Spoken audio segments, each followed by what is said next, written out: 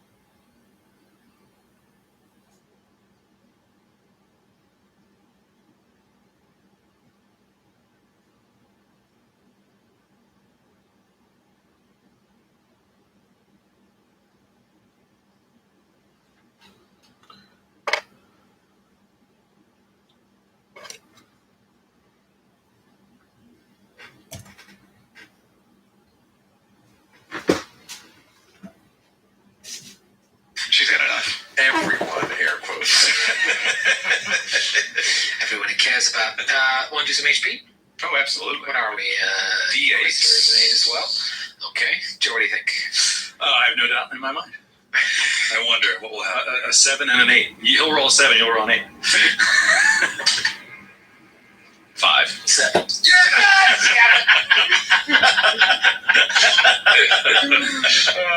So that brings total for those counting at home. Baron's health, as my application almost crashes as I type this in. Let's talk a little bit more about Eeyore while we're here. Okay, so that brings the total of Baron's health directly to 162 hit points. Not too shabby, sweetums.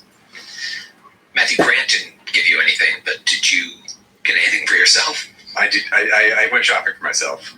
What'd you buy? Remember I told you were going to regret leveling us up? Well, you had no choice. You earned it. Yeah. Yes, we did. Yes, we did. You earned it. Well, some fun things happened. I could hear the excitement in his voice. I hope he's misinterpreting it. 15th level, you get a new bloodline power and a new bloodline spell. Oh, man. Oh, This spell we've actually seen before because Hero Lab made me believe it's not my fault. Not your fault. I had the spell already, but it's Power Word Blind. Oh, boy. Power Between that and Browgasher, we're going to have the whole field blind in the second round. Let's say it beat Giants. Let me ask you this. Is there a save? Is there a save on Power Word Blind? No. It's like, I was going to ask, what makes it so amazing? We're just like, blind! And they're blind? Yeah. Unless they have spell resistance? No, the only thing that matters is their hit points. So this could come into play. Oh, so wait, is it a certain threshold or their max HP? It is what they currently have. So if it's over 200 or 1, that's That synergizes. It synergizes with Nestor's with a Blood Reader's hit. Yeah. Yes. Yeah. So, but if they have 201 hit points or more, they're unaffected. You're out of the Interesting. list. So you kind of wait for your bigger guys to get down. Yeah. And when you know they're a little bit low. That's weird. Spell resistance, it does come into play. So you his still have right to use shoulder SR, pad gets a but red still, outline? crazy Wow. powerful spell. That's like original D&D type. Like Power All right. Kill is what I think of when I hear Powered Blind. Yeah. It's funny you should mention spell resistance, though.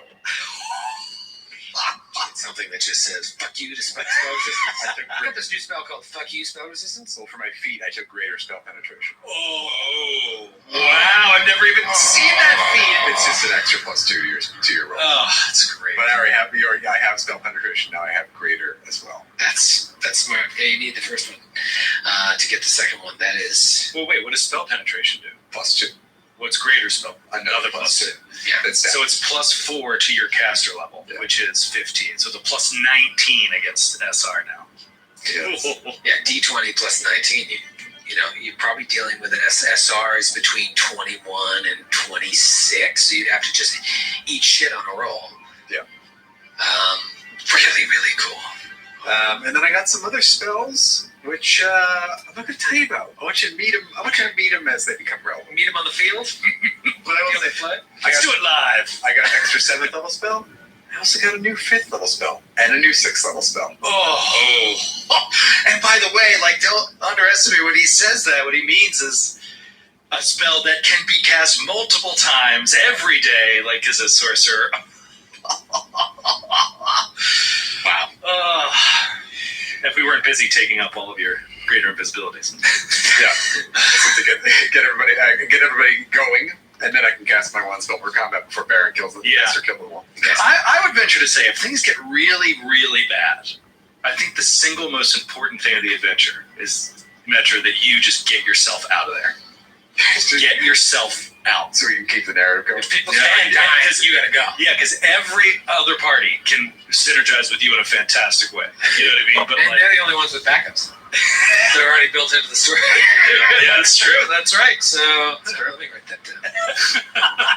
Matthew, Right next to take Baron's gloves. take Baron's gloves off his corpse. And only kill murder.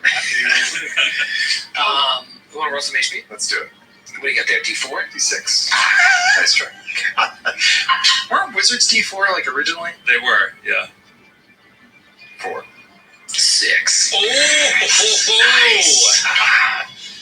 Nice. Rolling rocks over here.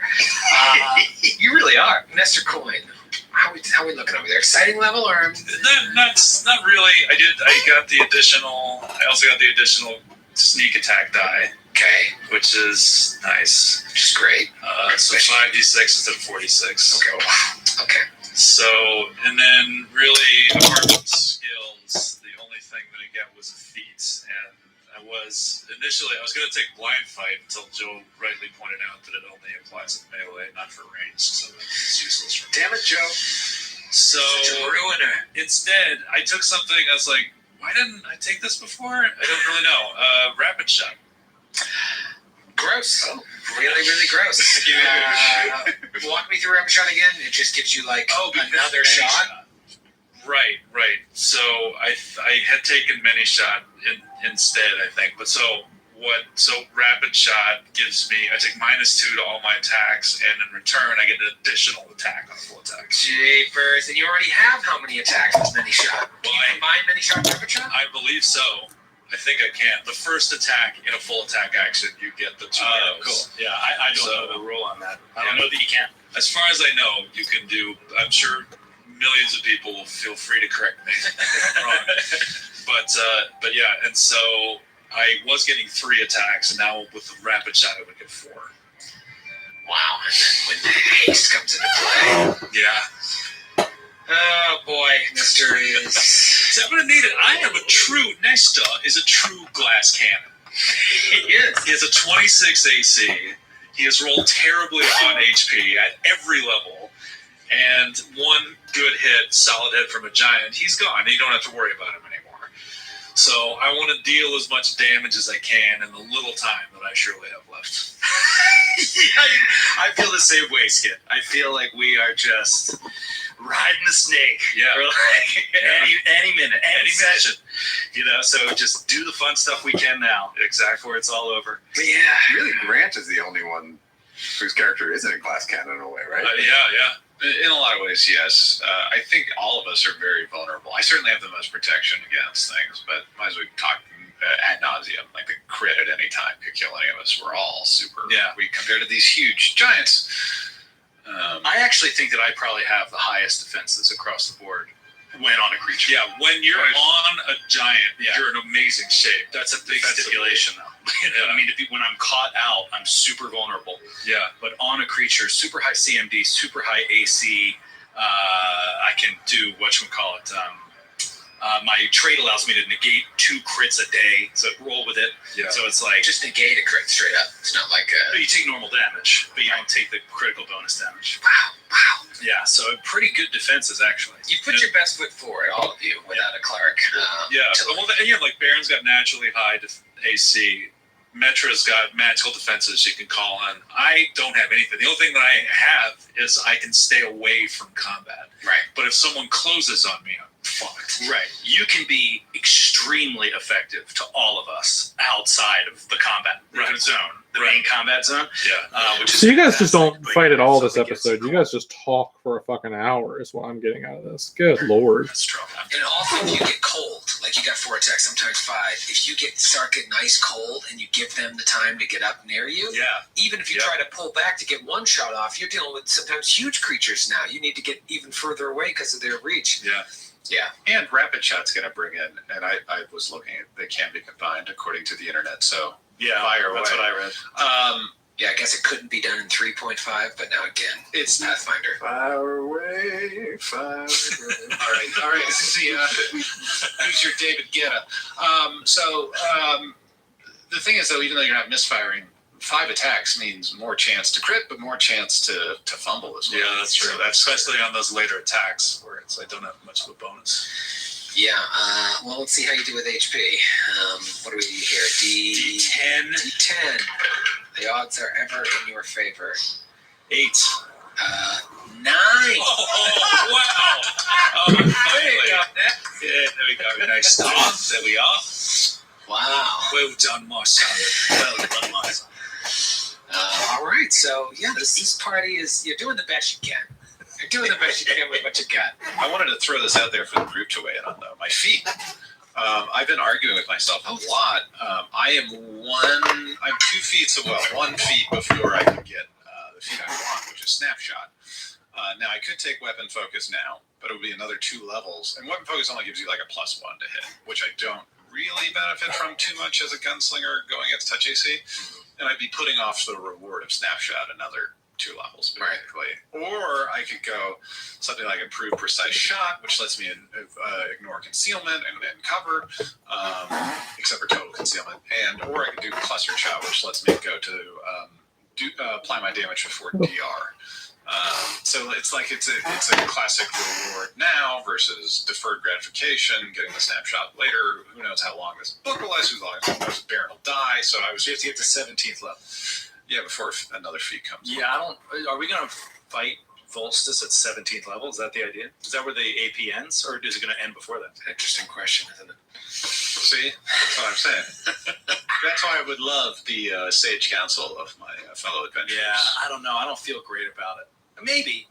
This is our first level in this book, right? And we were under-leveled going in. Yeah. So it stands to reason that there's 3 levels in the book, We should right? finish at 17 at least. Yeah, so I would think that you're going to be fighting at 17th level. I'm also just wondering how many attacks of opportunity will be triggered by the large giants we're fighting with reach and whatnot. I guess they do move out of my way. Yeah, I don't think it's that great of a thing.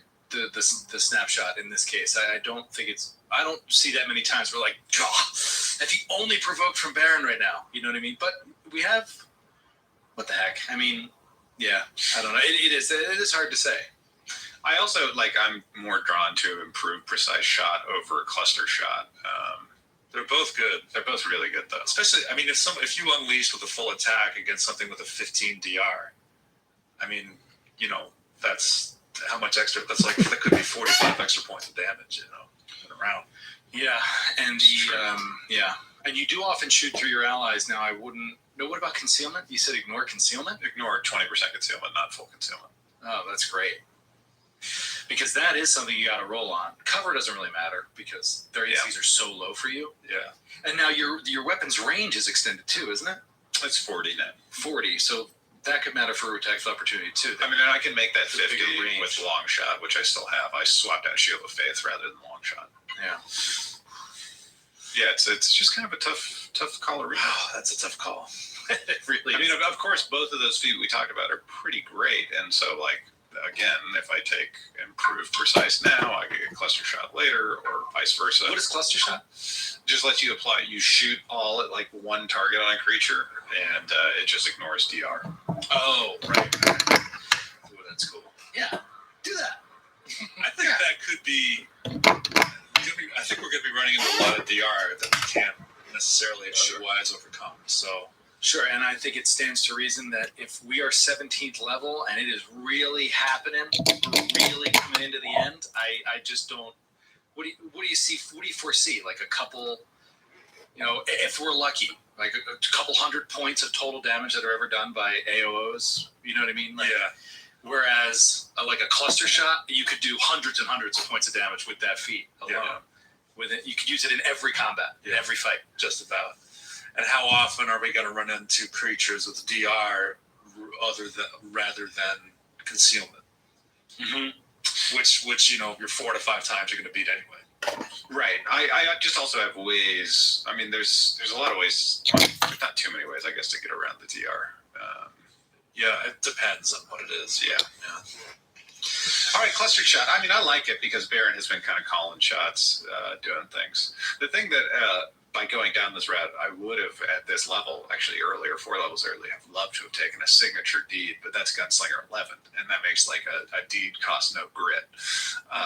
Cool. You can't do it to up close and deadly, but I could make targeting a signature deed, and I could just constantly like target someone. What about the one that targets touch AC beyond your first range increment? I don't know if you can do Deadeye. God, that'd be amazing. Anyway. Well, you've come a long way, Baron. You got to level the same character up now 15 times or 14 times. It's always fun. Yeah. I can't believe we're at this level now. And we're standing in front of the door to the Flying Podcast. We can save this for another reminiscence period. But when was our first level up? When did we level up to level 2? Plague House? Was it the play? That's what I thought too. I feel like it was the Plague House because everything was investigation. You were earning XP throughout the investigation, but you first, the assassins come while you were in the Ramble House. You fought those diseased wolves. But yeah, it was the Plague House where you started really churning out XP. So yeah, I think it was Plague House after the Shadow Rat fight. I think it was like as the Shadow Rat died, you leveled up or something like that. I'd have to look back at the tape. Oh shit! I forgot one thing. Yeah. My study target bonus goes up a point. Also, oh my gosh! Yeah, I missed kind of intense to just leave out. Yeah. All right, so you're very deadly. You're all very deadly. But you don't know what awaits beyond these doors. You're standing on this defense platform, huge, extending from the base of the castle right over the rocky outcropping overlooking the vertiginous heights below.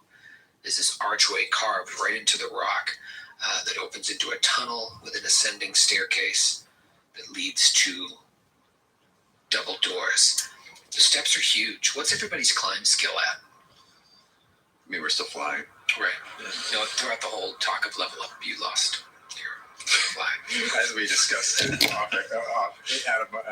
of character, we lost time. 9 o'clock running, yeah. Oh, wait a minute, we're out of combat? Yeah, you're We're out of initiative? You're out of initiative. Isn't that the first time in 5 episodes? You guys 4 came out of it episodes? before you started the climb for a second, and then I put you in a new initiative. Oh, okay.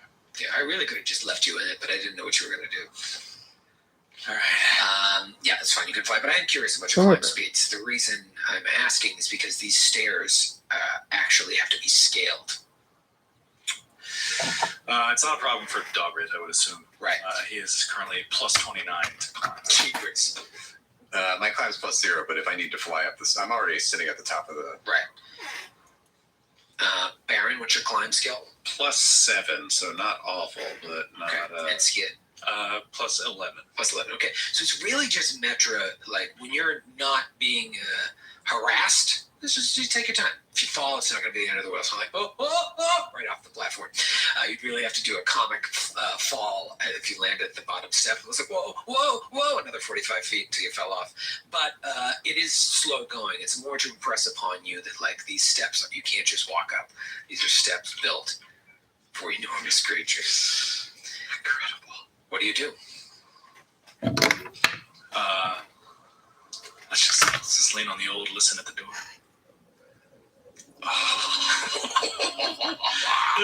Dogwraith will listen at the door. That's a 30. Nothing. We're ready to go in. I might. Nestor knocks 2 arrows, draws back halfway, waiting for the door to open.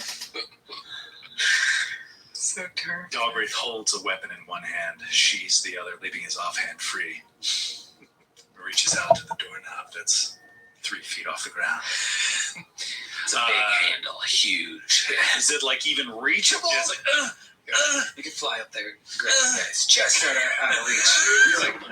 He rolls himself over the doorknob and just like spinning around. However we can attempt it, I'd like to attempt to open the door. All right, so I'd say a couple of you have to help get up to reach and also use your combined strength. Shall I get you a box, mate? Don't do it. Pull this No. Hey. enormous door. No. Hello. Creaks open. You see, You want food? goes about 15 feet or so in, and there's just a wall, and then it opens up to the east Give me 5 minutes. and the west. Can everybody see in the dark now at this point? Everybody have some sort of ability to see in the dark, whether innate or magical? Yeah. Okay. It's pitch black. It's dark in there, yeah. What? Why do people not keep lights on? Yeah. It's so weird. I mean, they got a whole cloud castle here. You think they want to run up that electricity bill? Dogwraith is going to creep up to the open Dude. door and stealth it. Damn it every time. First he's going to stealth it. That is a 39, and he will look both ways. Okay. Don't be You that can see guy. 60 feet with your dark vision. Is that correct? Okay. You look. Hey. Nope. Go on. Oh my god.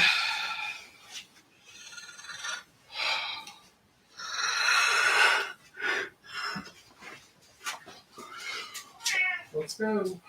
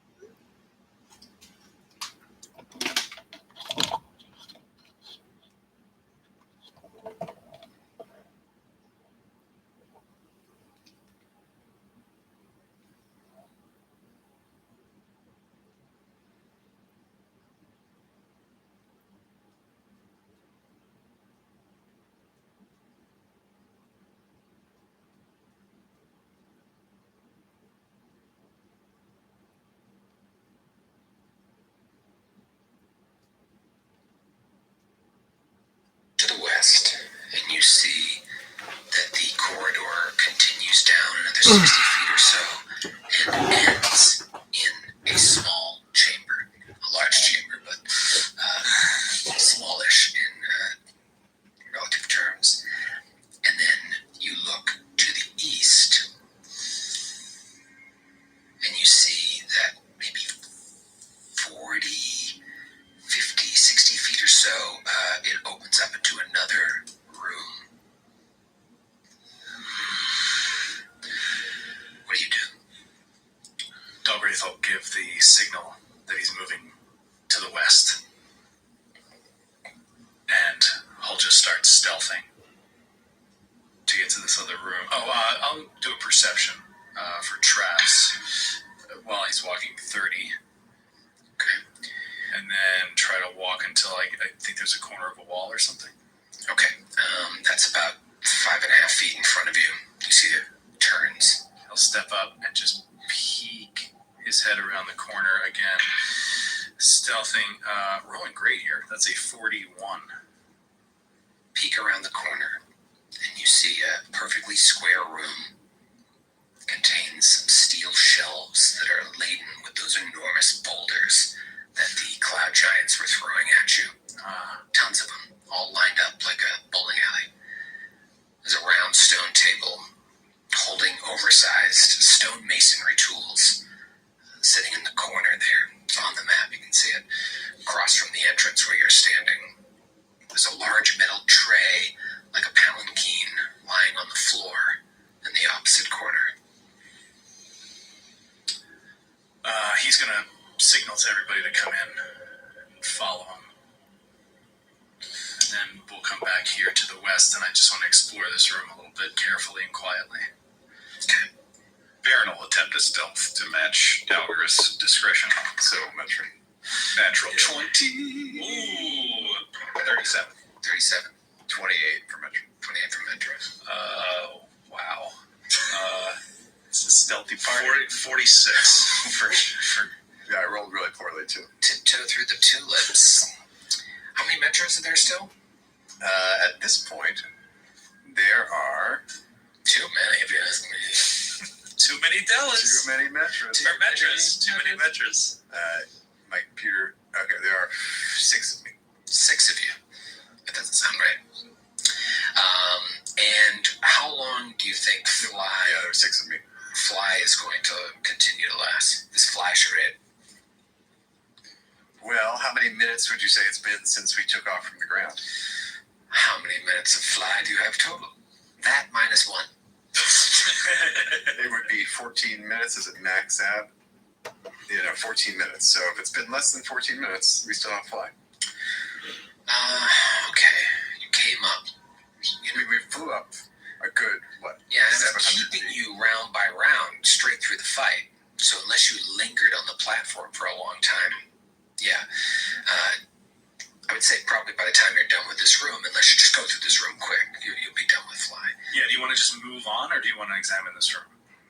Because we could go down to the east and check it out while you still have Fly, or I think if we look into this room, we don't have time. I don't think. I mean, unless there's a reason for you, like a strategic reason for any of you to keep Fly, then it doesn't really matter.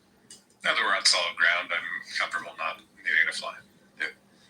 Plus, the darkness is helpful for other abilities, so I'm fine with this to just check out this room. All right. Fly wears off. The floor drops out, and you all fall. Dalgrith is going to take his time in here. I'm going to examine. You said this is just stones, right? And then masonry tools? Yeah. Stones on Rocks are like shelves. 50 times the size and weight of a standard, giant throwing rock. Wow. All right, well, coming from this wall and then over to this wall, Dalgrith is just going to check the walls for seams, for secret doors or secret passages or anything like that. He's assuming there's going to be a lot of that in here. Could be wrong, but I don't know what else to check for. And what are the walls like? Are they smooth, polished, gorgeous stone, or are they rough-hewn stone? Or the walls look to have been created by superior masonry. There's something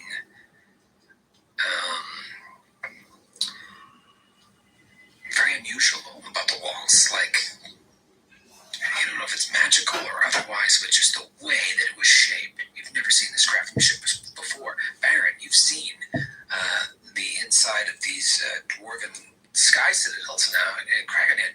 This is better than that. It's unbelievable. And as you're looking around, you also notice that the rocks are perfectly rounded and there's shavings on the floor. So most likely they're using these stone masonry tools to make the rocks as aerodynamic as possible to throw them. for the Giant Olympics? For the Giant Olympics, yes, they're training. Let me know if there's a Dick Weber 14-pounder on there.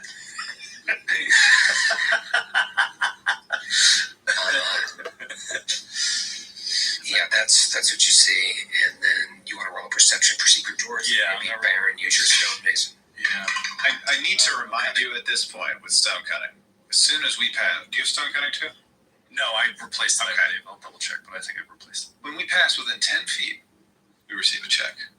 It says it in the text of the stone cutting. If you want to play it that way. Of a secret door in stone.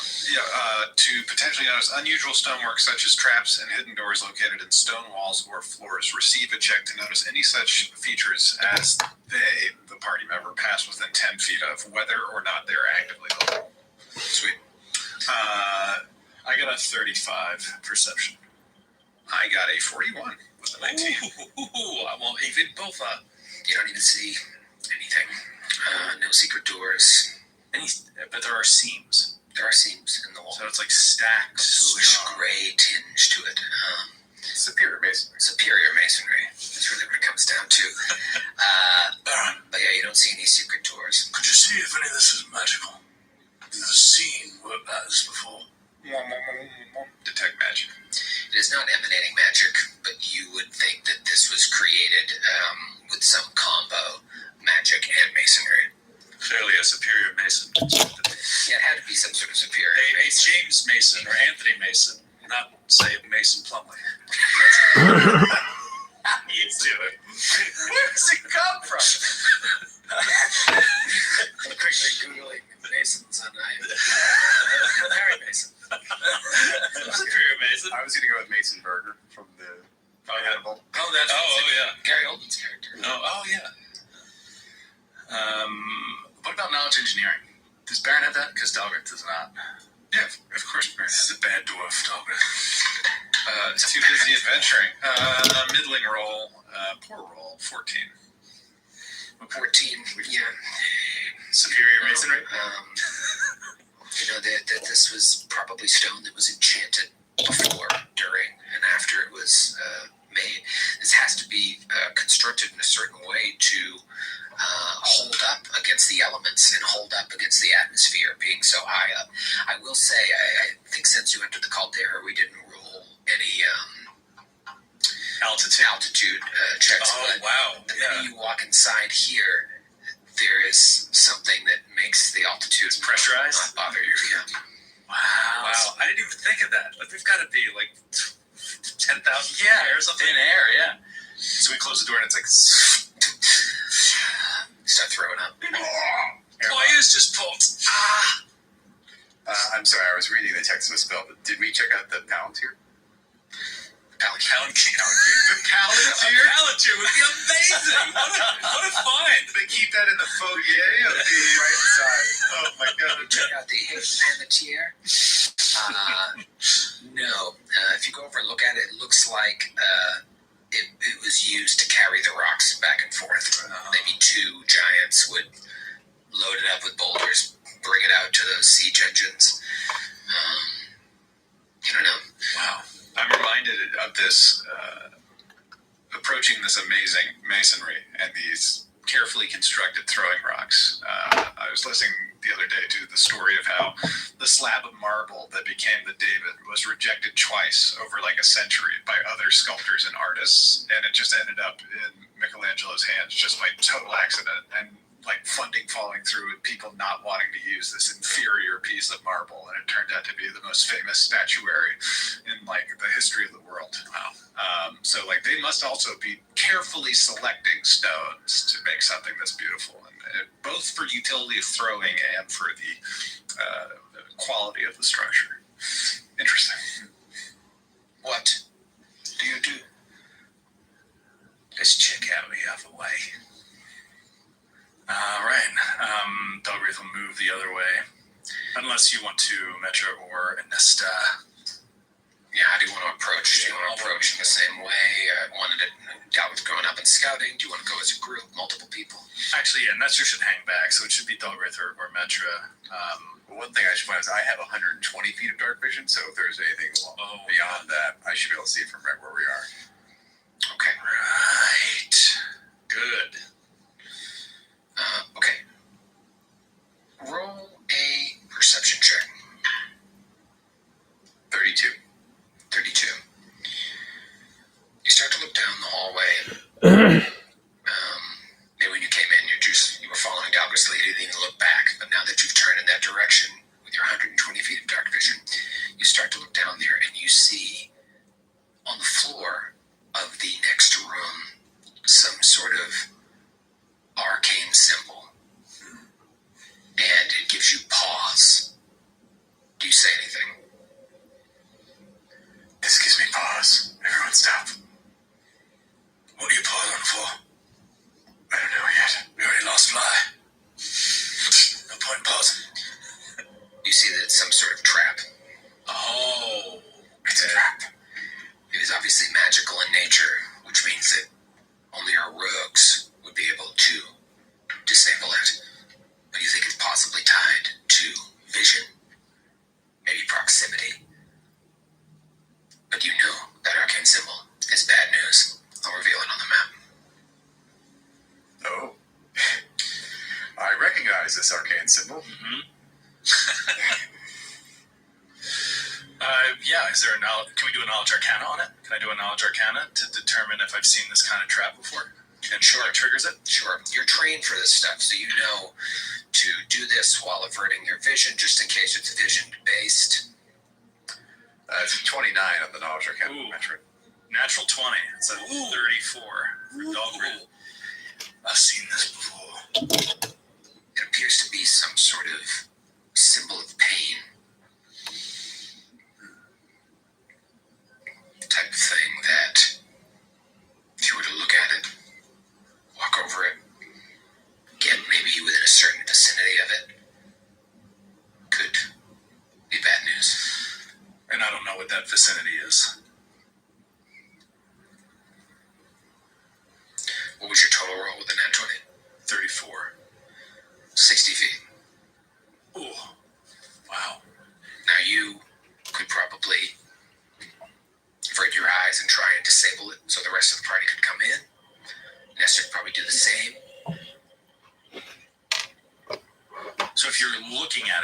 within 60 feet, you trigger it. But if you're not looking at it, Yeah, the way I see it is like you're a rogue. You're built for this stuff. Metro saw it, told you. They're like, whoa, hold on. Now you know that, or it's a magical trap. You have to be a rogue. Dalgrith is going to turn back and look at Nestor. It might need your skill, brother.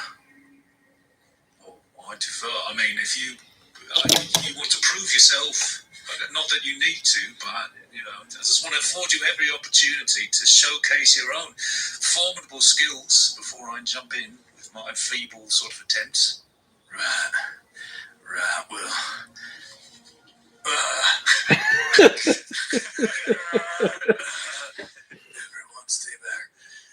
Not sure how this one's going to go. Nestor, make sure you disable it after you see my burning corpse. Will do, friend. All right. And he's going to crab walk Sideways down the hallway. Like the Exorcist director's cut. He's going to hold out his short sword, his giant vein short sword, fire forged steel, and look like at the reflection of the trap in the blade as he slowly walks backwards. Very Clash of the Titans. Yes. Medusa. Harry Hammond. Harry Hammond's finest work. His finest hour. He's walking back, and I just imagine his heart pounding. And he's going to slowly walk back. Now, he's got his back to everything else that might be in there, so I don't know. We'll see how much the room opens up, but all right, here he goes. Tiptoeing up, edging ever closer into this new room. It's a pentagram, by the way, for people. Yeah, as you said, I've seen this symbol before. Makes me want to listen to Megadeth. Totally. A pentagram that causes pain. Peace cells. Metra is staying just outside of the 60 Everybody's so far away. I'm standing right on the rim of it. How is it that you can play this game for this many years and never be in a situation like this? I'm walking backwards into a room, looking at all my allies 6 feet away. Don't worry, some of my spells have a range that far. You now are, within 10 feet of the symbol, and you are in the room. You see that there is only one visible exit, which is a hallway to the north. The room itself contains a large steel table with a matching chair. There's a giant-sized smelting kiln, a massive anvil, and several metal boxes. A huge shelved cabinet with stained glass doors stretches across one entire wall. And then, of course, in the middle of the floor is a circle. Looks like it's formed from, you're looking in the glint of your blade, solidified molten steel that's reflecting the soft light emanating from the kiln, which stands directly to the south. Just this glow coming from behind the door of the kiln. That's that little bit of light that's coming off your sword as you edge close to try and disable this magical trap. This is so bad. God damn it! All right. Step back 5 feet closer. Examine the trap as much as I can without looking directly at it through a reflection. Looking but not looking. Looking but not looking. Looking but not Minus 10 to your turn. He's seen this before. I've done this once before. You can do it again, Dalgrith. And remember, if worse comes to worse, you've got a vision. He's talking himself into it, and I'll roll. Sweating, dripping off his nose. Sweating. He's trying to defuse a bomb. Yeah, he is. He totally is. All right, here we go.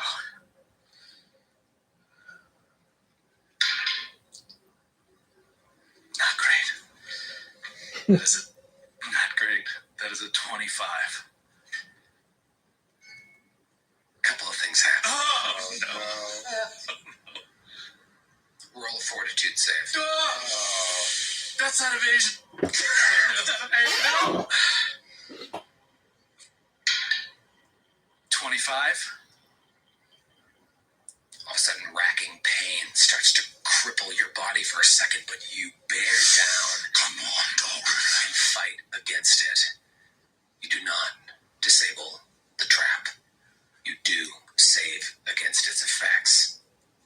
However, in that moment, you hear sounds on either side of you. Oh, no, that's not a good sound at all. As all of a sudden, materializing next to you are two creatures, a cross between a lobster, an octopus, and a human, threatening you with claws and tentacles. And somewhere else in the room, you hear a laugh. Oh, God. I will see you next week. What did I say about getting caught out? Oh, no. This is not a very welcoming jam. No, it's not. Bring it back up. Now we're going to see 16.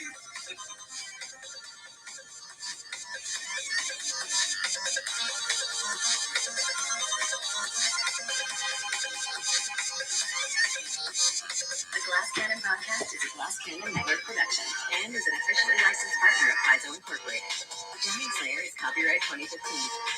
Castle. You start to look down there and you see on the floor of the next room some sort of arcane symbol. And it gives you pause. But quickly stumbled upon a trap. I've done this once before. You can do it again, Doggers. He's talking himself into it, and I'll roll. Sweating, dripping off his nose. Sweating. He's trying to defuse a bomb. Yeah, he is. He totally is. And their attempts to disable it. All right, here we go. Not great. Not great. That is a 25. A couple of things happen. Oh no! Put them in even greater danger. In that moment, you hear sounds on either side of you. Oh no, that's not a good sound at all.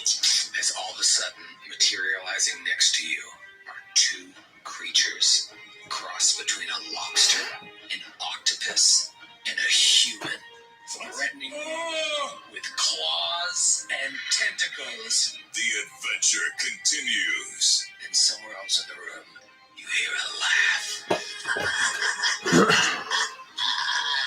Oh, God. Now.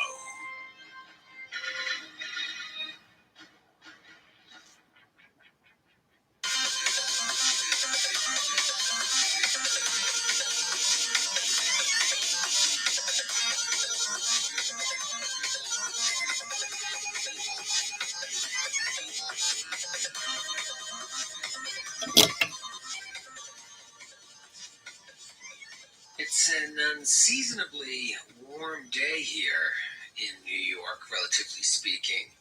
And obviously we're back in the studio recording, as I like to say. It's a word that I invent for what we do. We're recording this episode of Giant Slayer.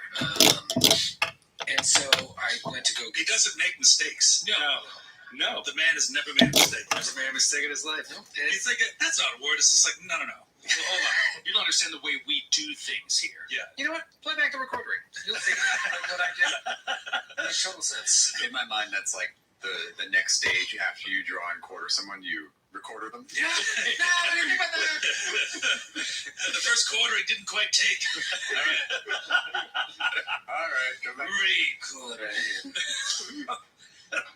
I don't even know what I was going to say. Oh, I went out to get some lunch, and it's weird because it's nice to be back. Obviously, I moved. I don't live here anymore, and it used to be a 10-minute walk away. But it's also just shitty to be back because it's a bleak, horrible world out there. So yeah, that was my general feeling. Like I got to the bottom of the stairs with my little acai bowl, and there was a delivery guy in front of me, and he didn't have a mask, and he just looked at me like I was on another planet. And then he stepped in the elevator, and I just gave him the thumbs up and walked 4 flights of stairs. I'm like, fuck that guy, I'm tired. But even walking around, like I miss.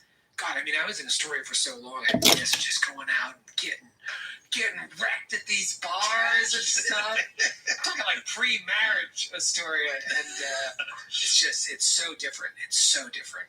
I miss just walking up to strangers and giving them a big open mouth kiss. Yeah, right on the lips. Right there. Just spit in their mouth. Good day to you. Just my custom. It's called a Astoria handshake. Gulp. Didst thou have peanut butter for breakfast?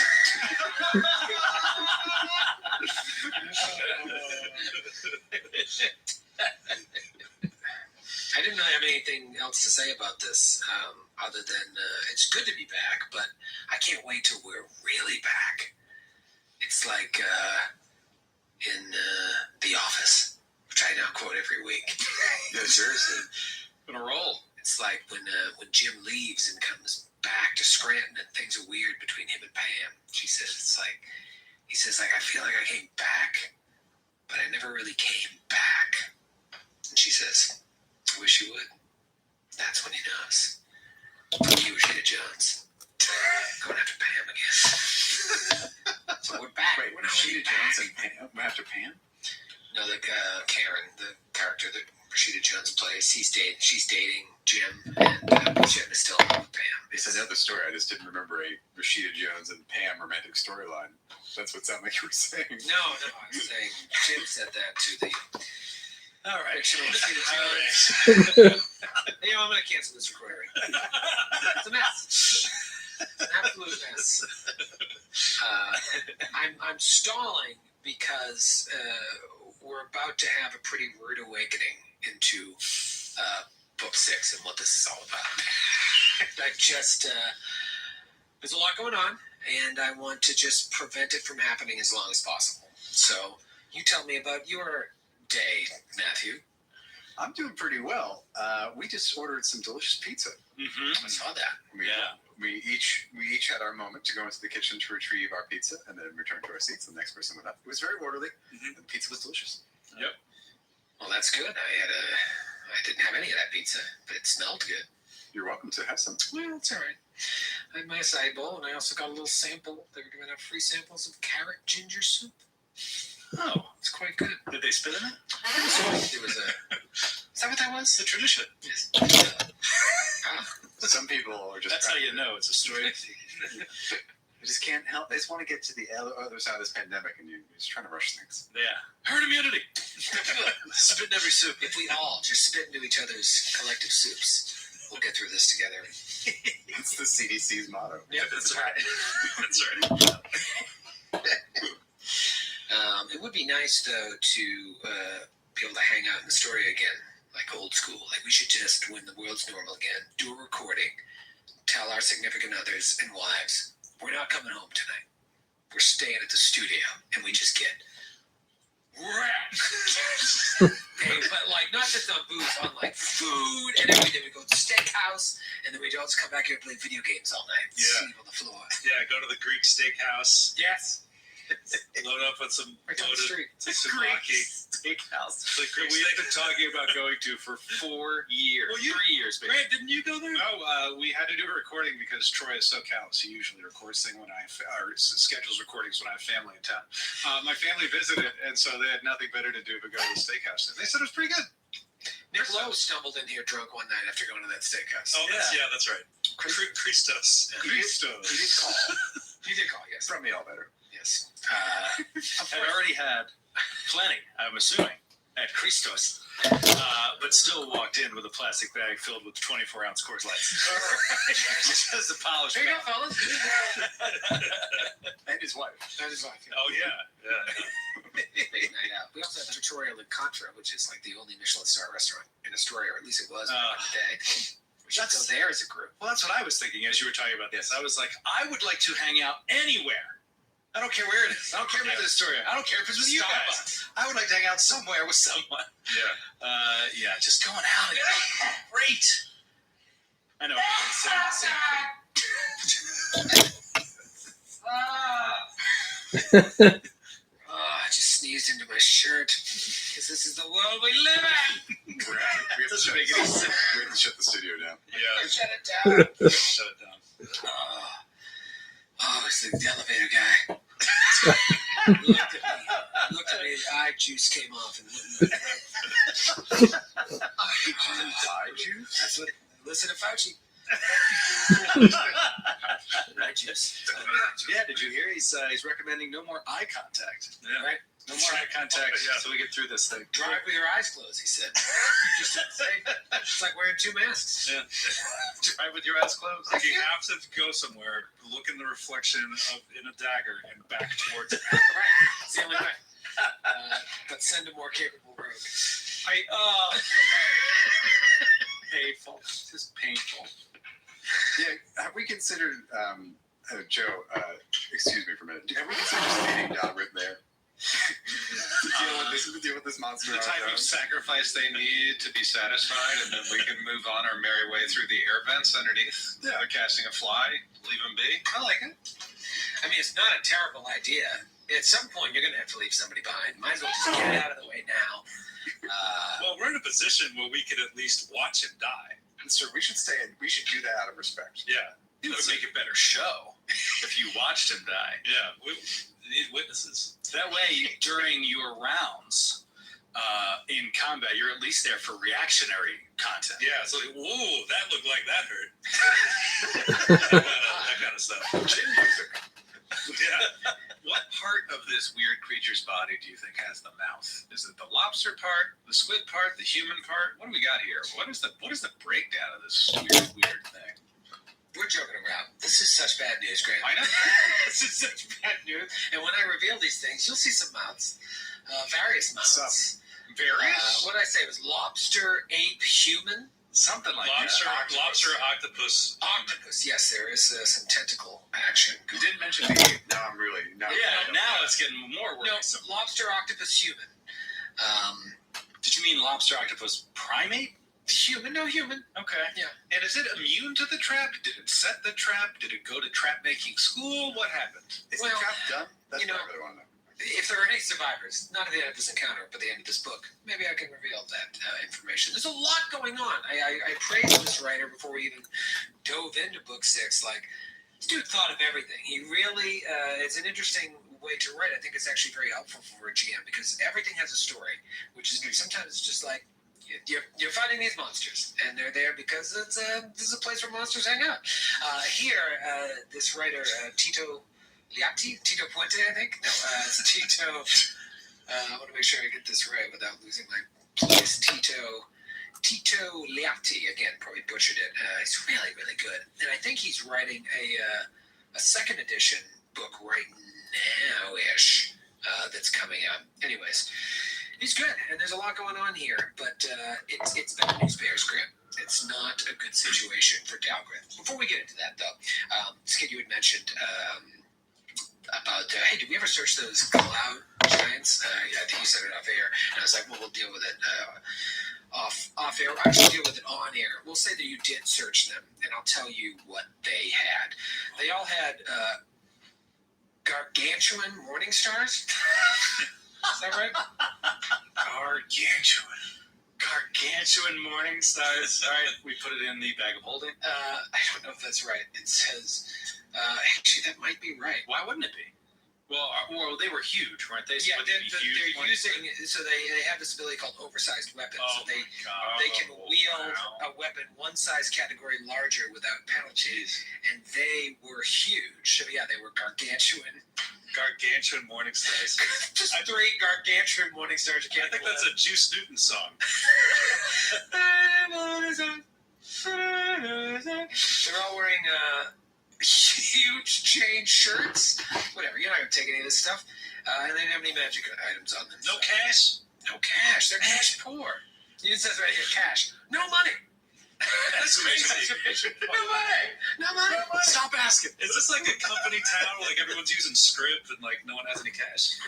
When you come to work at Ironclad Keep, you leave your money with the boss, and you go about your day. And then at the end of your shift, you get your money back. You get paid in fun bucks. Store bucks.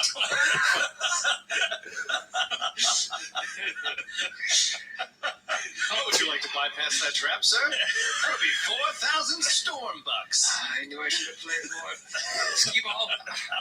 That was the intel we missed in the Caldera. We needed to come with pockets full of storm bucks. Load up on storm bucks before you're Armed to the teeth with Voltage cash.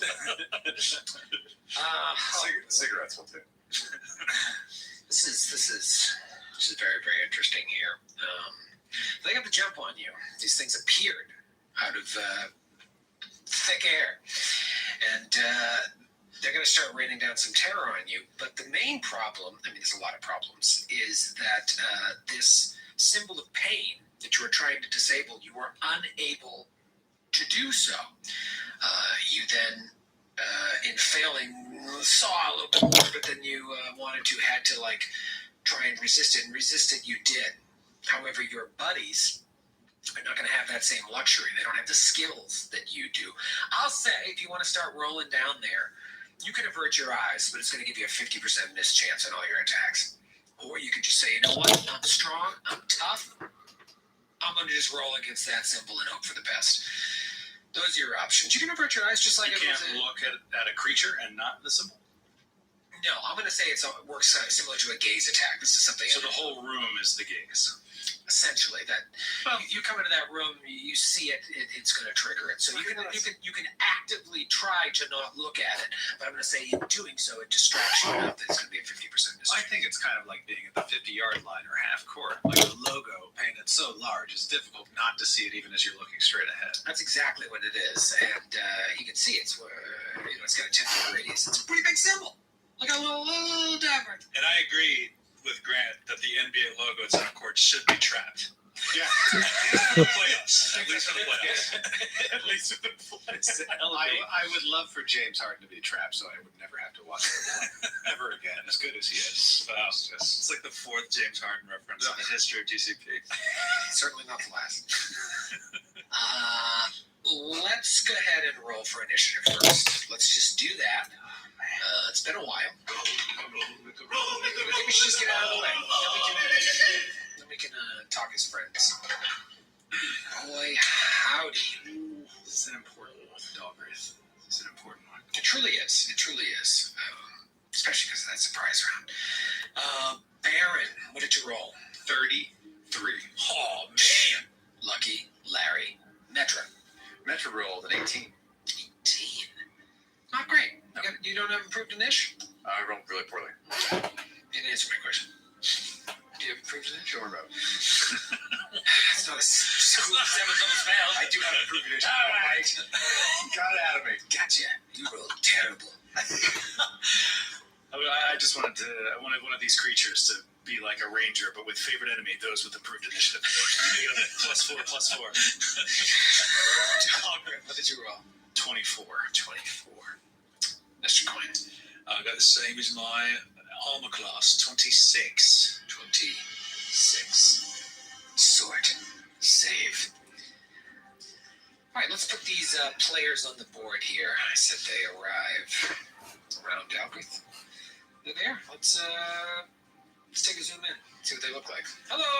Oh, they look so sophisticated. Where is the human part? Yeah. What? The biceps. So why did you say humanoid? Yeah. Well, that's the way they're described. They got this like Cthulhu, mind very. flayer type face going on here. Very. They look horrible. They look You didn't mention the tentacles are all coming out of the face. I mentioned tentacles. I didn't mention face tentacles. Yeah. Is that a fish's tail? Like a lobster tail? Is that what that is? It looks like a lobster tail. Makes me wish I had some drawn butter. The lobster claw part does look like the long, elegant gloves Audrey Hepburn wore at breakfast at Tiffany's. I like that. And I said, what about this? They're opera lobster claws. Yes. It's a cool ass looking creature. Reminds me in Demon Souls when you're in the Prison of Hope, those robed figures that walk around. I think they're all mind flayers, and they just zap you, and then they come up and one-shot you with a tentacle suck. That's probably what's going to happen here. They appear, and they're going to go ahead and take some attacks against Dog. Oh, man. I can't help but notice these are medium-sized creatures. They are? Yeah. What the hell are they doing in a cloud giant castle?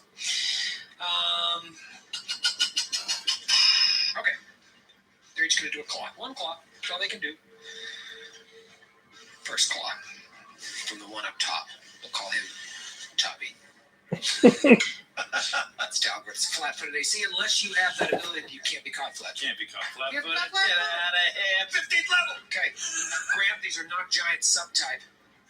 Just putting that out there. I mean, they are pretty big. Grant. Okay. Fine. That is 33. That is a hit. A couple things going to happen. Oh, God. Let's start with the base damage. Base damage is 13. Their claws are so sharp. You're also going to take some bleed damage on your turn. Oh, God. But first, it will attempt a free grab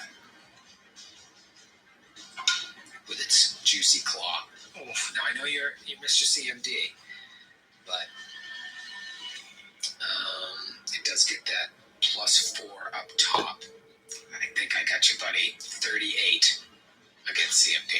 CMD 37. Oh, I fucking hate this. I'm so sick of this shit, dude. Every time. It's bad. No matter what you do. It's basically automatic. I know.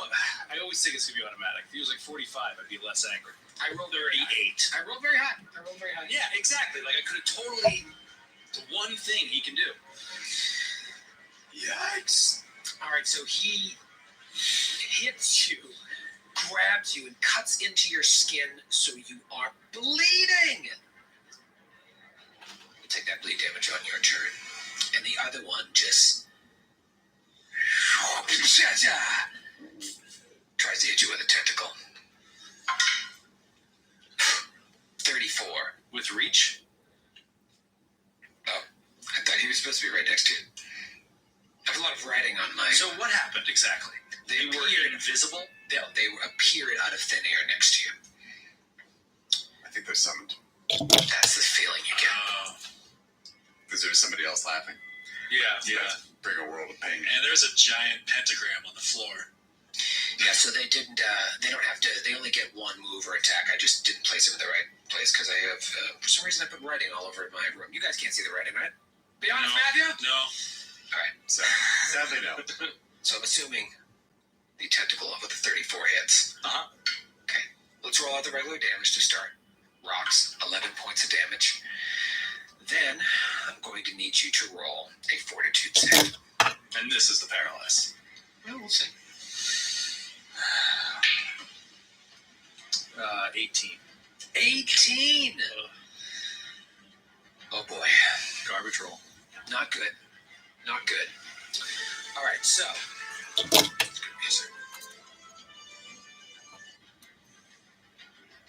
Well, if you like it, I gotta get off.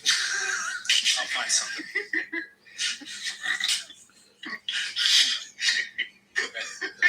so petty.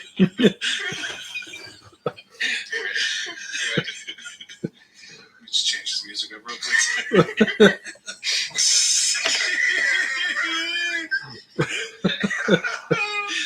She's all staying in. Every second. I'll edit this one. Here comes the music. Okay. First thing that's going to happen is you're going to take 1 point of con damage, and you are staggered for 1 round. This poison will continue to course through your veins every round for a certain amount of rounds where you will continue to take con damage. I think if you keep failing your save, you'll continue to be staggered as well. And I'll look into this. I had it up and then I closed it. But like if it hits you again or if another one hits you, the poison starts to stack and the DC goes up and the length of the how long this goes on goes up as well. So you've got some sort of con poison that has staggered you. And you're also in the claws of a mighty beast. It is officially round 1 and it is Baron's turn. Let's go. Baron is going to immediately stride to assist his friend Dalgrith. He's moving forward 25 feet to be within 40 feet of these creatures. Well, 30 feet to be within 40 feet of these creatures. He can see ahead, and with his dark vision, he can see the traps. So I believe first thing he has to do is save against this. You know what? Let's just do it, and let's just see what happens. Here it comes. Come on, man. Fortitude, Come on. save. Very important. Oh, no. Total of He's not smiling. He's not smiling over there. 24. Unless it is a poison spell or spell-like ability. I have to say that I'm contractually obligated Well, to it is a say that. spell. It is a spell. Yeah. Then it is a 26. Oh. That is past, my friend. Oh, shit. Mine is a 20. Because it's a poison, you said. My fortitude save. Your fortitude is a 20. I rolled an 18. Still a fail. Okay. Yeah, man, I got the fortitude. The save DCs are so much higher now. Obviously, you're in book 6, but it's just like, wow, it's not too often you see a DC 32 save, but they're there. Yep. End of the line. End of the old line. Okay, Baron, so you are safe, and I'll tell you right now, because Dalgrith, you saved last week. I think that is going to be enough to make you not have to worry about it. I saved on a 25. I remember that. Yeah. And it should have been a 27. So, You know, 27 oddly enough is a fail. Oh, it's the every other odd number yeah. is a fail. yeah. I'm gonna write that rule. 6 is weird, man. You never know. That's not a terrible way to think about you fail on save on evens. Yeah. I think you're. I think you're fine. What are you? I'm not sure if you have to keep. That's like getting an mRNA vaccine. You have the antibodies for life against this magic. You know what? I'll tell you. I think it might be the type of thing that you're going to have to roll on every single time. Let me just check real quick. Yeah. Okay. No, you're fine. A creature needs save against a symbol only once, as long as it remains within the area. But if it leaves the area and returns while the symbol is still active, you got to save again. So you guys you're grandfathered in right now until you walk out of the range of this thing. All right, and that is good news. However, bad news, I am under protest. I'm objecting to the fact that these are not giant subtypes because they are really big lobsters. However, They're probably really giant versions of whatever these things are. Right. I would argue. They're probably gargantuan lobsters. yeah. Yeah, you know what? I didn't really put them to size.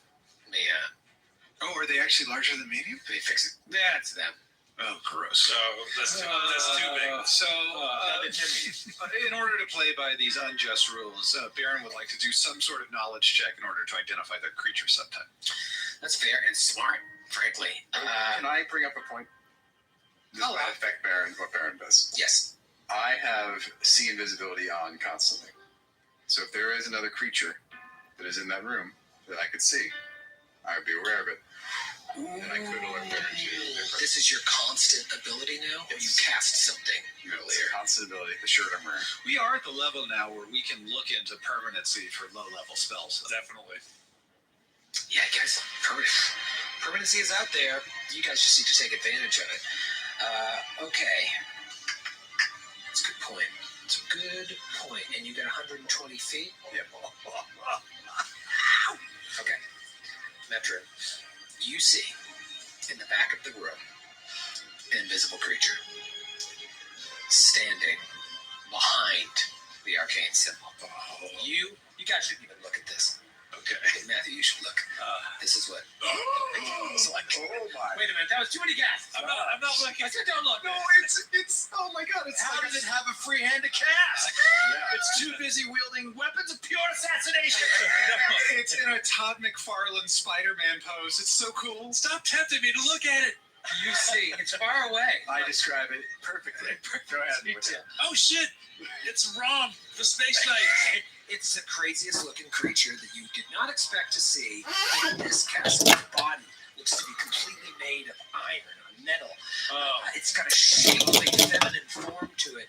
And as Joe mentioned, its wrists are pierced by chains that end in curved blades. It looks like a fucking robot. Yeah, A robot. the glowing eyes also give that impression as well. How cool is this? Didn't I tell you? Expect the unexpected in book 6. Yeah. She just should have said expect not giants. There won't be any giants. You've slain all your giants. It'll just be constructs from here on out. Now, Baron, you cannot see that. But You can see these outsiders if you want to give me a knowledge planes roll. I'm happy to, but does Metra share that she sees an invisible creature? Yes. She did, yes. Okay. I cannot do that knowledge check, but I can cast See Invisibility on myself. Oh. Baron reaches a silent finger to his temple and ka-pling! Explodes his head. That was his gun hand. It was a mistake. A huge mistake. At that point, Metra just walks out the door. I can't do this. Baron's dead. Bye. John's gonna need my lobsters. Baron shouts out, I need to know what these things are in order to bring him down. The humble just shoot them! Start shooting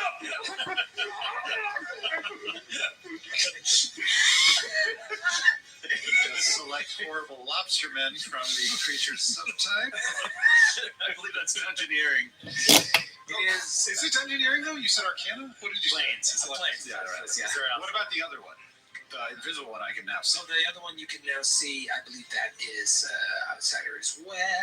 Dang it. Oh no, I just lost the tab. It's back. Yeah, outsider. Starring Ralph Macchio. The outsiders. Is that the one where he's no, I'm sorry. He's Tony Blair. Yeah. Pony. All right. It is Nestor Coin's turn. Nestor, you see Dalgrith gasping for life in the claws of a lobster. Cthulhu. All right, Nestor is not totally interested in Dalgrith's suffering, but he does want to live himself. He's going to do swift action study target on the northernmost lobster creature, and he's going to do a blood reader right off the bat. See how many hit points it has. I hate that. I'm going to let you retrain that for free at any point if you want another feat. The one good thing is it only works on living creatures. Yes. If only this was an undead adventure. All right. That's so shitty. It has 137 hit points. I've got 137 hit points. Right. Gross. The lobster creature? Yeah, the lobster creatures have got 137 hit points. Go off. People are turning off the show. They're turning off the show. In disguise.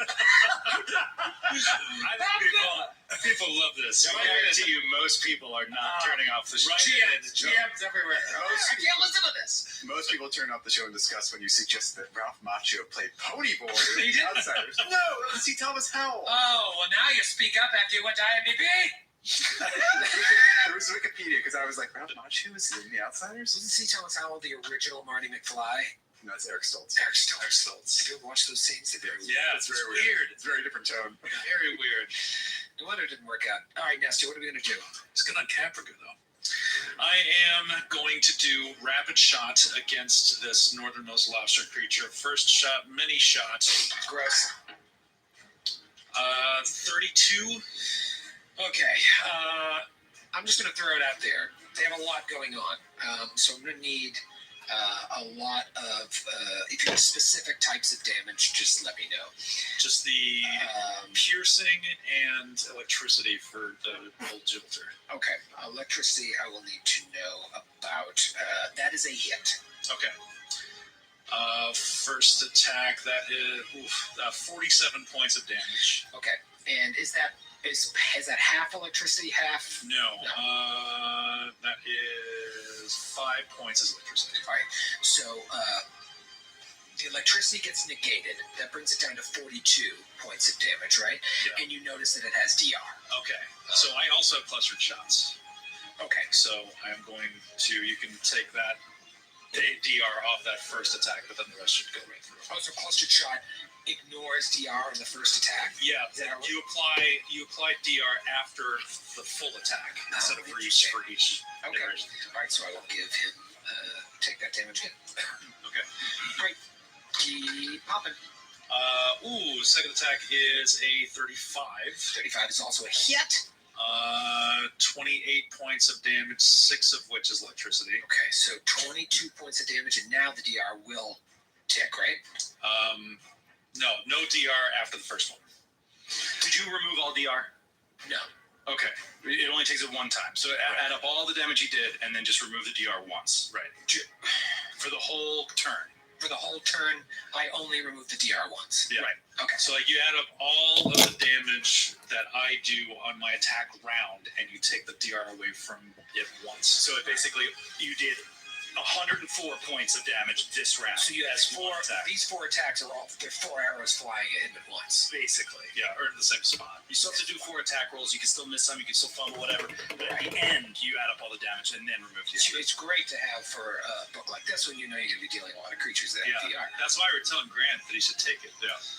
Okay, that makes a lot more sense. Think of it like the first shot putting a hole in the armor, but the armor existing for like the first shot.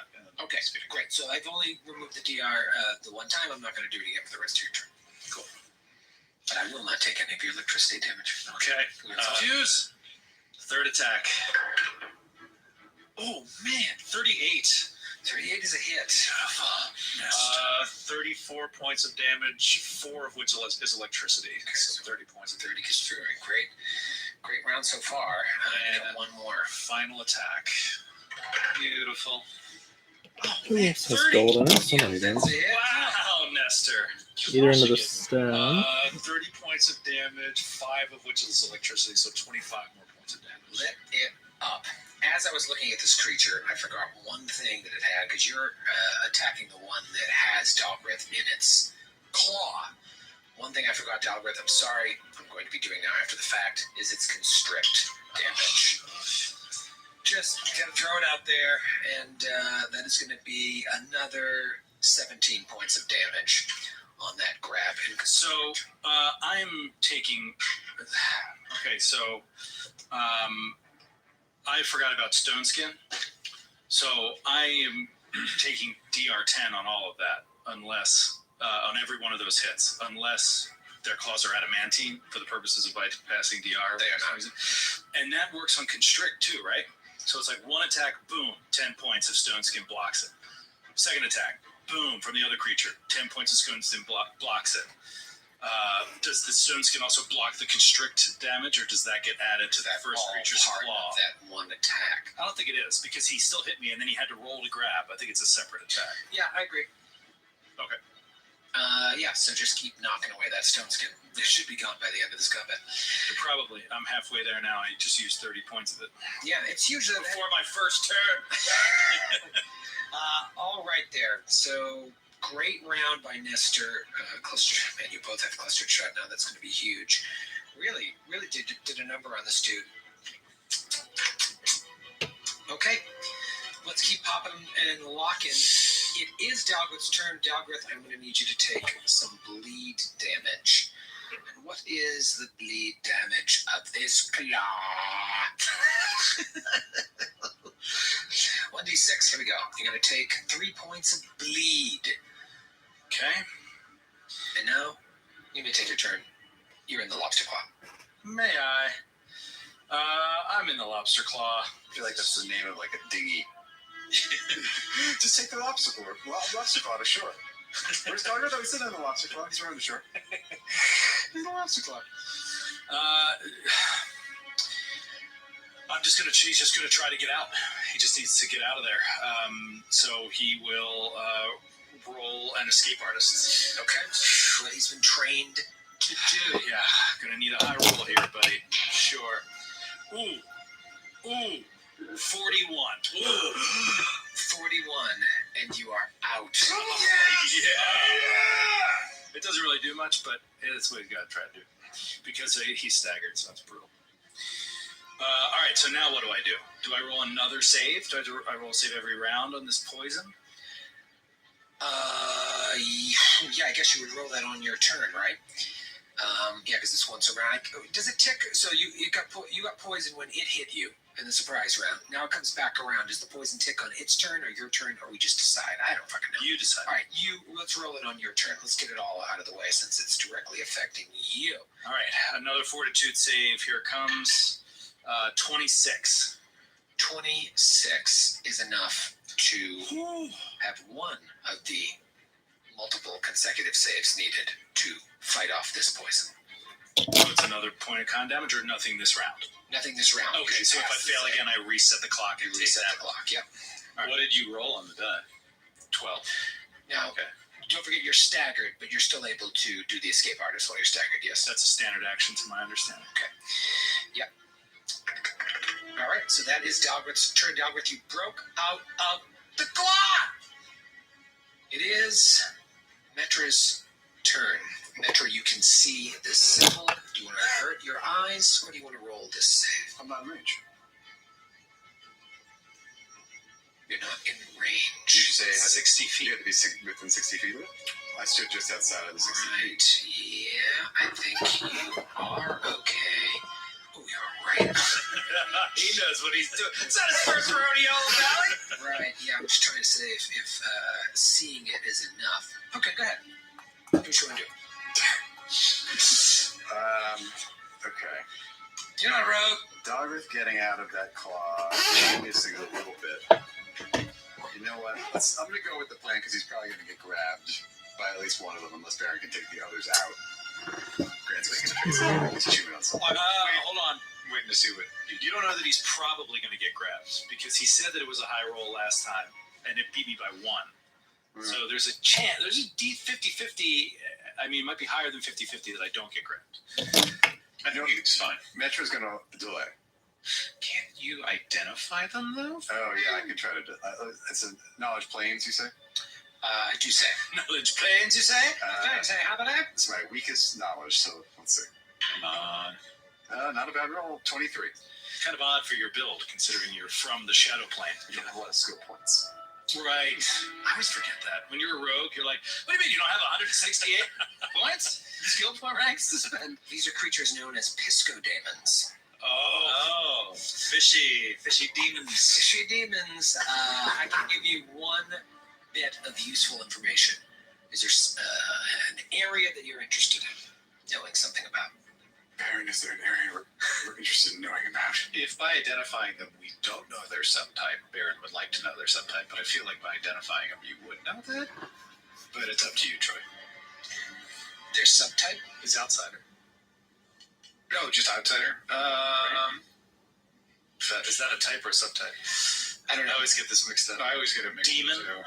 Demon is a Yeah, subtype. they have 4 other, probably those are subtypes. Right. Yeah. Well, what are they? That's what you want to know. Aquatic, daemon, evil, and extraplanar. Oh, evil. Okay.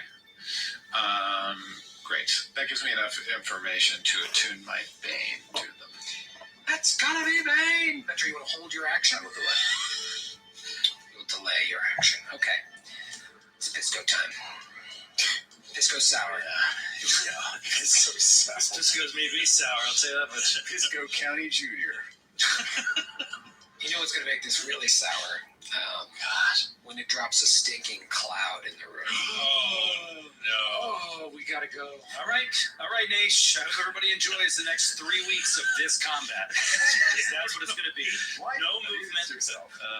No positive direction story. 3 weeks. Yeah. Well, no. What's made this now interesting, if you want to look at it that way, is now it's going to be a race to see if they can save Dalgrith before they kill you. So the one to your north that was grabbing you takes a 5-foot step back and sets up this stinking cloud. It stinks of poop. Stinks of poop. Stinking cloud does 2 things. One, which is going to be bad for your allies. It puts them all at a disadvantage. They cannot target anyone in the cloud. And even if they guess a space, which is always a weird thing. Like, how do you guess a space? Roll a dice. It's a 50% miss chance. And then if you try to attack one of these creatures directly next to you, 20% miss chance. So it's got concealment everywhere in the cloud. But this is a stinking cloud, which means it also has the ability to nauseate you. Go ahead and give me a fortitude save there, Stinky McJoe. I got it. Is it a poison effect? It is. We found this out in Side by Side session. Yes, it is a poison effect, yes, of which they are immune. So that is a 30. 30, yeah, you're fine. You're not nauseated. You're going to be fine, dude. But it does stink. It does stink. Can I ask you this question? Yes. If we can't see it, are we not in danger from the trap anymore? Good. Shaka. Yeah, if it's concealing the room, it is concealing the trap as well. It's worth it to me. To kill Dalgrith. All right, the one to the south of you, Dalgrith, Death. Come on, Dalgrith. You can take them down. It's just 2 lobsters. That's all that's in here. He doesn't know about the caster. He's going to do 3 attacks on you. Man, which one? The one to your south. Oh, okay. Is he to my south on everyone else's screen? Yeah, where is he on? Yeah, about 15 feet away. I know. I'm sorry, you know, the maps are so big, Roll20 can't handle them, so you should constantly refresh. The one to the north seems to be 10 feet away. You're on my map. 5 feet. He should be 5 feet. 5 feet. Yeah, 5 feet away. It's theater of the mind with maps. Theater of the maps. Here we go. 3 attacks. First attack with a claw is a miss. Second attack with a clack. Second attack with a clack. Second clack. That's the sound they make. Clack. Clack, clack with them claws. Oh, could we get a recording of that? Refresh recording. That is going to be a 31 to hit you, Dalgrith. Ooh. That is a hit. Oh, okay. 20% miss chance. Where he is right next to you. 38. Just made that. Here we go. Let's roll out some damage. First, regular roll damage to start. Not bad. 10 points of damage. Then he will attempt to grab you for free. Free grab, another rock roll. Oh, But it was, I'll tell you, it's 1 less than what I rolled before. so it's exactly nice. Right. So, what is that, 20? You are so fun. 27? Excuse me, 37? Yeah, 37. Yeah. 37. So he grabs you, and then, yes, he will constrict. And this is going to be 18 points of damage on the constrict. And then he, of course, takes the grappled condition and will attempt to tentacle you. At a -2 attack, where he is grappled too.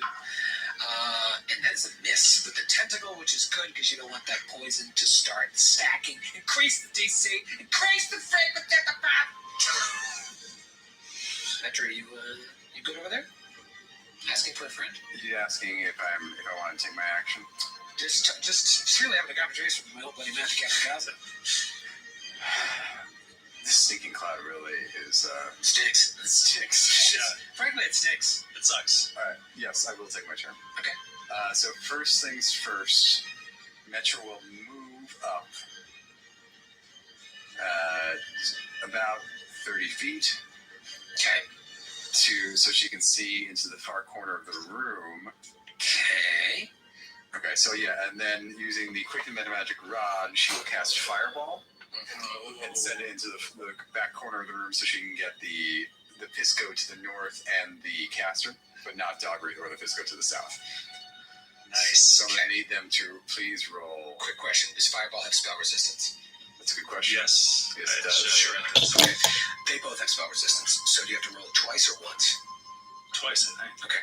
So roll for the Pisco, David. I'm assuming a 35 works. Yep. I'm sorry, 34. 34.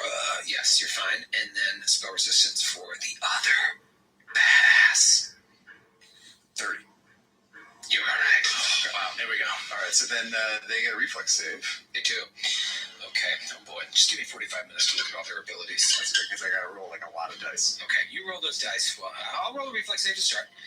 So the one in the back, the lithe woman, might have failed with a 17. Let's fail. Yes! Full fire damn. Oh. Phenomenal. The lobster failed as well with a 15. Okay, so they both take 35 points of fire damage. Let's see if they have fire resistance. They both do.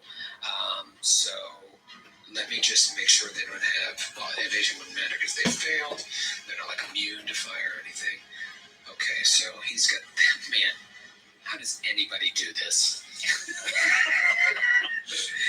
Okay, great. So you said it's 35 total? Yeah. Okay. It didn't all go through to both of them, but they did take some damage. Okay. That one to the north that Nestor screwed up is in bad shape. Okay. Oh, yeah. The guy's got to be on his last His last legs. claws. Last claws. Okay, and then for my standard action, I will activate the Spectral Shroud, and Metra suddenly becomes incorporeal and is flying.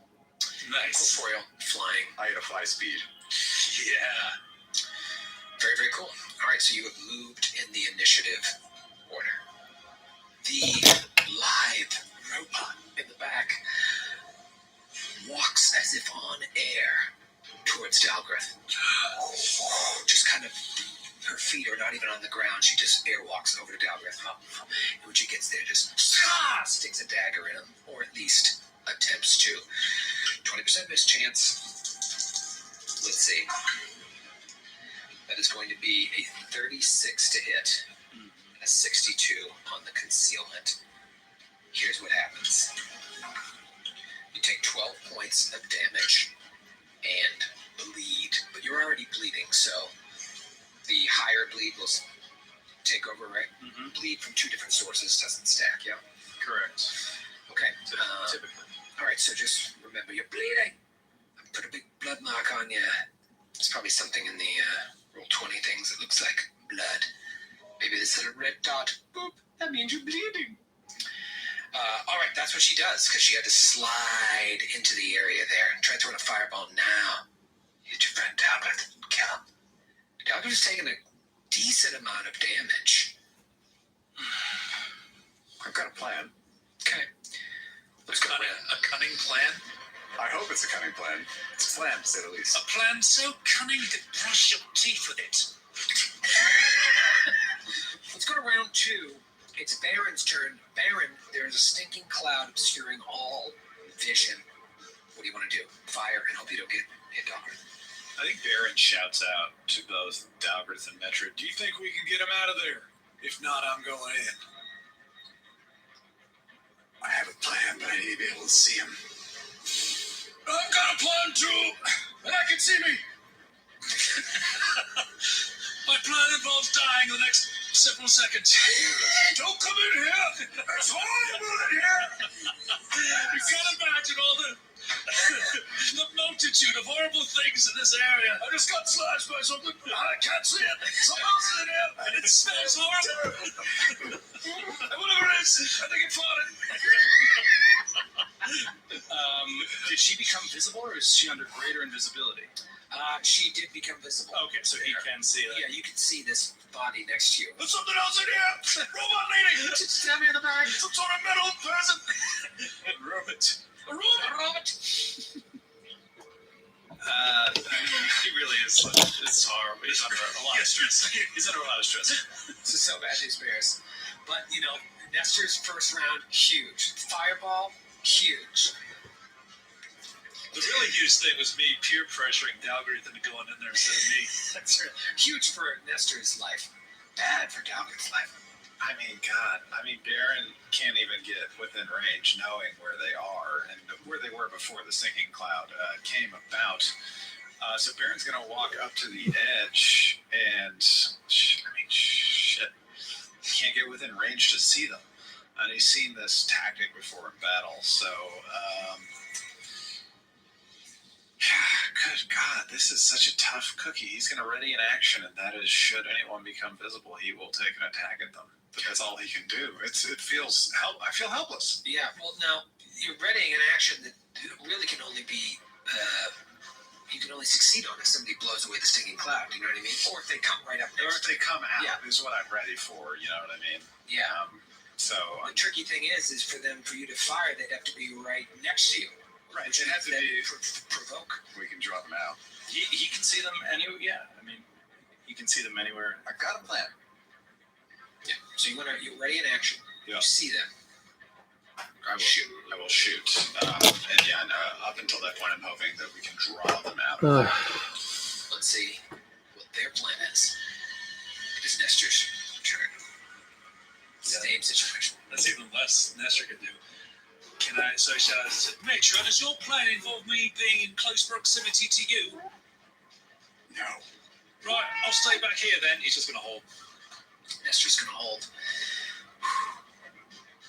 Dalgrith, you're going to take some bleed.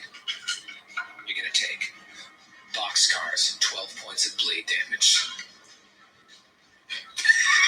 Just staring daggers at me. Not unlike the dagger that pierced Dalgrith's back. Fun fact, I've never rolled 2 6s on 2d6 in my life. You're an Yahtzee, and I'm a gambler. I have a problem, and in Atlantic City, and I've never rolled 2 6. Never good. Yeah, that's it.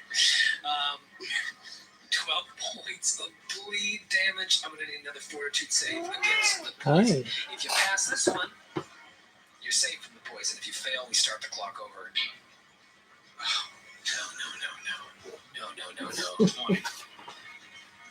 You are staggered. Oh no!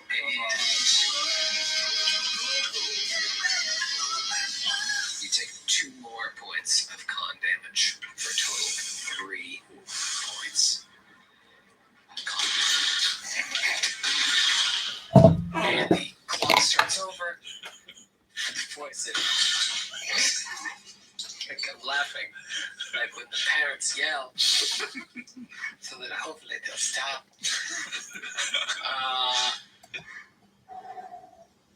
What do you want to do, Dalgrith? You're staggered. I will pull. I'll drop my sword and I will pull a potion out. Okay. Drop sword, pull potion. That doesn't provoke. It's just putting things in, right? I think maybe drinking the potion provokes. Drinking provokes. Pushes you. Just take it. Here, Baron, I won't be needing this. Throw it to him.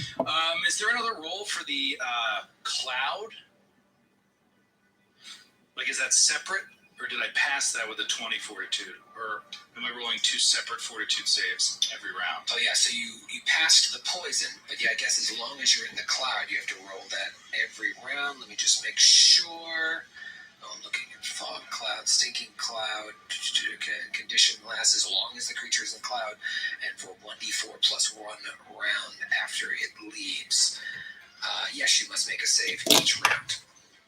This is an easier save, you know that. Same exact fucking roll. That's a 20.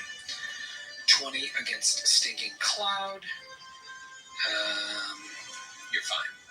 All right, so I can pull out the potion. Okay. Huge, yeah. And just take it for another round and hope to not die. Hope to not die. Moving right along. It's the Pisco Damon's turn. Oh boy. The one to the north that originally grabbed Dalgrith will take a 5-foot step. Are you grabbed right now, Dalgrith, or no? Yeah. You are grabbed by the one to the south. Affirmative. Take a 5-foot step. Right. Oh man. Now I'm going to spread the wealth here. So I argue, Baron, walk with me on this. If I walk towards you, right, and I get within 5 feet of you, I'm still in the cloud. But that's enough for you to see him at a 20% mischance. However, if you fire at him, as you had prepared, first thing it'll do is provoke from him. Sure. I mean, I would argue that. So you can't interrupt the provoke, but you can interrupt his standard action from happening. You know what I mean? You'll provoke. We resolve that first. Then we resolve your prepared attack. And then if he's still living, he gets his attack. But can you provoke? Can you take an attack of opportunity on your turn, or at that point it becomes Baron's turn? Right, it becomes Baron's turn because of his readied action, which stops my Pisco Damon's action. But if you're firing, it'll provoke, and then. Yeah, I think that there's a spirit of the rules versus rules is written thing where, and this is not because it's beneficial to me. It's the moment he leaves the 10-foot range and steps into the 5-foot range, I feel like Barrett shoots like right in that moment before in this gray area. So it's really up to your call, is what I. Well, it's also, I mean, I think your thing should resolve. Yeah, first, yeah, but this guy's almost dead anyway, right? This is the northernmost one. Yeah. So one shot is very likely going to take him down. I will say, unfortunately, because of the fog cloud, you don't see him until he's right up on top of you. So he's coming at you to try and do a strike, because he knows there are people out there. Coming at you to do a strike, you go to fire, it provokes with a 20% mischance. So I will roll that right now. And it's going to be... Because punching a guy with a gun, you definitely hit him before he gets a shot off. Yep. 100% of the time. Every time. Any movie you watch. You say with such. I feel like you're agreeing with me. And I real. You're totally pulling the rug out from under me. Let me take off the grapple. That's why when they train you with the firearms, I hope you can take a punch. Imagine though, you're standing in front of this green smoke and just Lobster Cthulhu Man comes out. You go to fire and he attacks. I taught my son to run from a knife and charge a gun. Charge the gun. Probably a miss with a. No, it's not a giant. You tell me 28. That's a miss. That's a miss. Nice. Fire away, 95. Fire away, fire away. So swift action. I'm trying to think. Yeah, my turn. I think I didn't say this. It's up to you. I telegraphed it up to the point. I got all that info from Metra in the means to cast Bane on these creatures. I didn't say now I cast Bane at this point. I just want to be clear that I think I have it active, but I want your blessing before I fire. Sure. Yeah. Okay. Great. Here it comes. Natural 20. Oh. To confirm.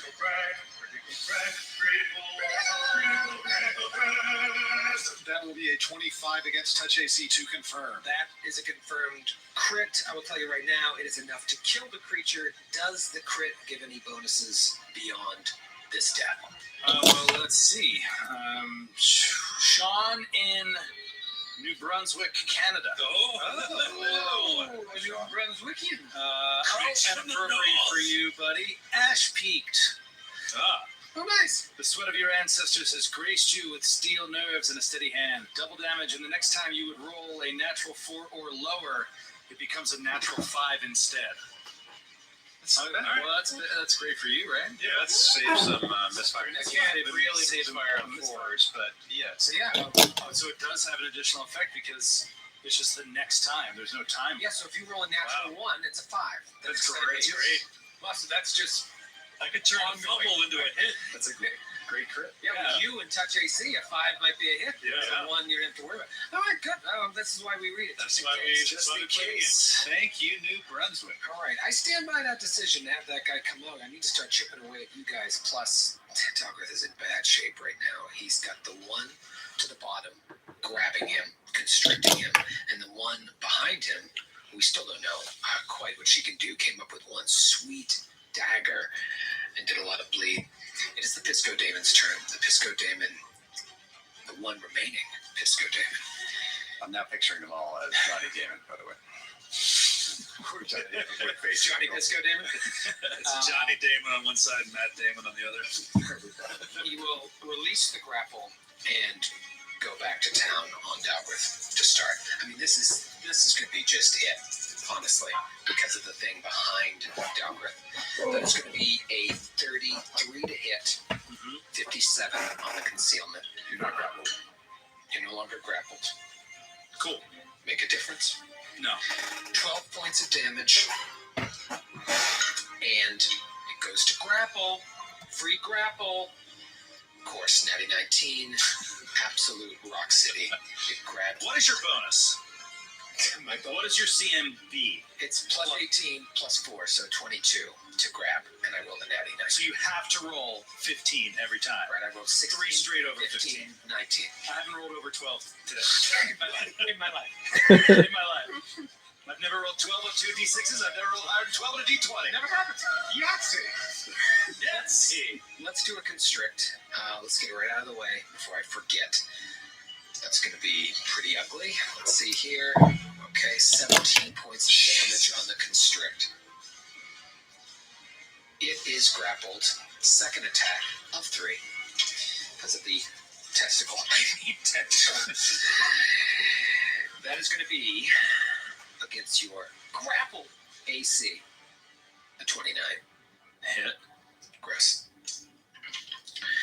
That's going to be 15 points of damage. And now, the tentacle. Dude, sorry. 31 on the tentacle. I mean, these are not gimme rolls. I've never hit Baron with any of these. Oh, God. 10 points of damage on the tentacle. And now, where it's a second dose of this poison coming in, Yeah, okay, so if there is still poison active in you when you are attacked with that type of poison again, and there is, because if you remember, Joe, I don't know if you remember this, you failed your save to get it out of your system. You now get a new save, and if you fail against this dose, the doses stack. Succeed on this, you just have that initial dose, which is running its course. What do you do? You know what? I'm going to roll on it. Yeah, I'll roll. I'll attempt the save. Yeah, try it. You can just put your chest piece down. 30. 30. No new dose. That would increase the DC by 2 and the duration by half. All right. I don't know play is complicated. Yeah. It is. Yeah, that was its turn. It's Metra's turn. Okay. Metra is this gentleman. His turn is huge. I'll be right back. I need to go get Delgrith. She will back up 30 feet. Okay. So back away from the Stinking Cloud 30 feet, and then she will enact her Shadow Well ability, assuming Dalgrith is willing to leave. Yeah, that's fine. Just want to make sure. And Dalgrith and I switch places. What? Wow. So you shadow well. Dalgrith ends up over there. You end up incorporeal. Incorporeal. And I cannot be grappled. You cannot be grappled. Are you victim to the poison? I can't see it.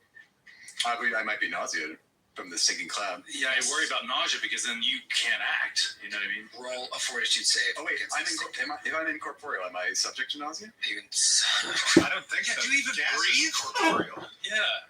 Gas has I have body. no physical body. Right. Right. Yeah, incorporeal. Well, we should look up the incorporeal on Universal knowledge. Universal. Because every time we've looked that up, it's answered whatever questions we have about incorporeal. It's long too. That's really long. Because attack Corporeal spells and effects that do not cause damage only have a 50% chance of affecting an incorporeal creature. That seems like Stinking Cloud, right? Yeah, although it's not a magic attack, holy water, corporeal spells and effects that do not cause damage only have. This is a corporeal spell. Or are they saying corporeal spells that do not cause damage? Yes, that. They're saying corporeals and effects that don't cause damage. Right, which is what this is. So it's Okay, 50%. so 50% chance. I'll roll it right now. If 51 or higher, I'm going to need a fortitude save. All right. Which I know is not one of your best skills. 60 even. All right, so you need a fortitude save. I need it. I need it bad. How does a 28 suit you? Oh, 28 on my stinking cloud. Stinking cloud. You are not nauseated this round. I don't need no stinking cloud. Okay. And that will be my turn. That will be your turn. You're incorporeal. It is Shiny Woman's turn. I bet it is. Hold me closer, Shiny Woman. Watch me kill all of your friends. She will see you next week. Oh, God damn it. Oh, no. Elton John is in Shit, yes. Hold me closer, Shiny Woman. Boo this man. Boo. Email your booze.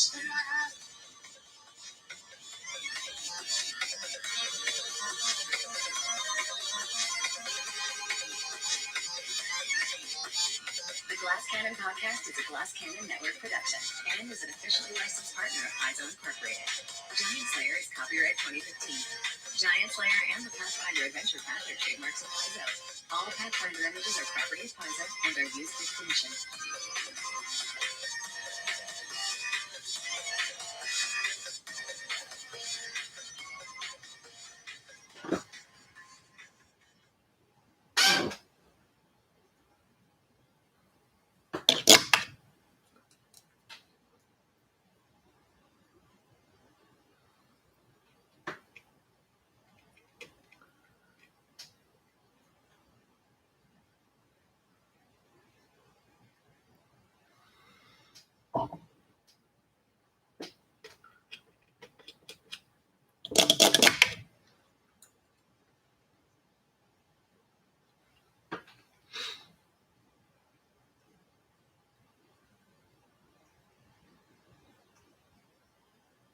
Last week on the Glass Cannon podcast. Metro, you see, in the back of the room, an invisible creature. Invisible enemies attack the heroes. It's the craziest looking creature that you did not expect to see in this castle. Its body looks to be completely made of iron or metal. It's got a shapely feminine form to it. And as Joe mentioned, its wrists are pierced by chains that end in curved blades. It looks like a fucking robot. Putting the Deathbringer in a desperate position. But first, it will attempt a free grab. Its juicy claw. I think I got you, buddy. 38 against CMD. CMD 37. Yikes. A risky magical maneuver may have bought them time. I'll be right back. I need to go get Dalgrith. She will back up 30 feet, and then she will enact her Shadow Well ability, assuming Dalgrith is willing to leave. Yes, that's fine. Just want to make sure. But their new opponent is far from beaten. It is Shiny Woman's turn. I bet it is. Hold me closer, Shiny Woman. Watch me kill all of your friends. The adventure continues. How cool is this? Didn't I tell you? Expect the unexpected in book 6. Now. Fuck, that's hard to see.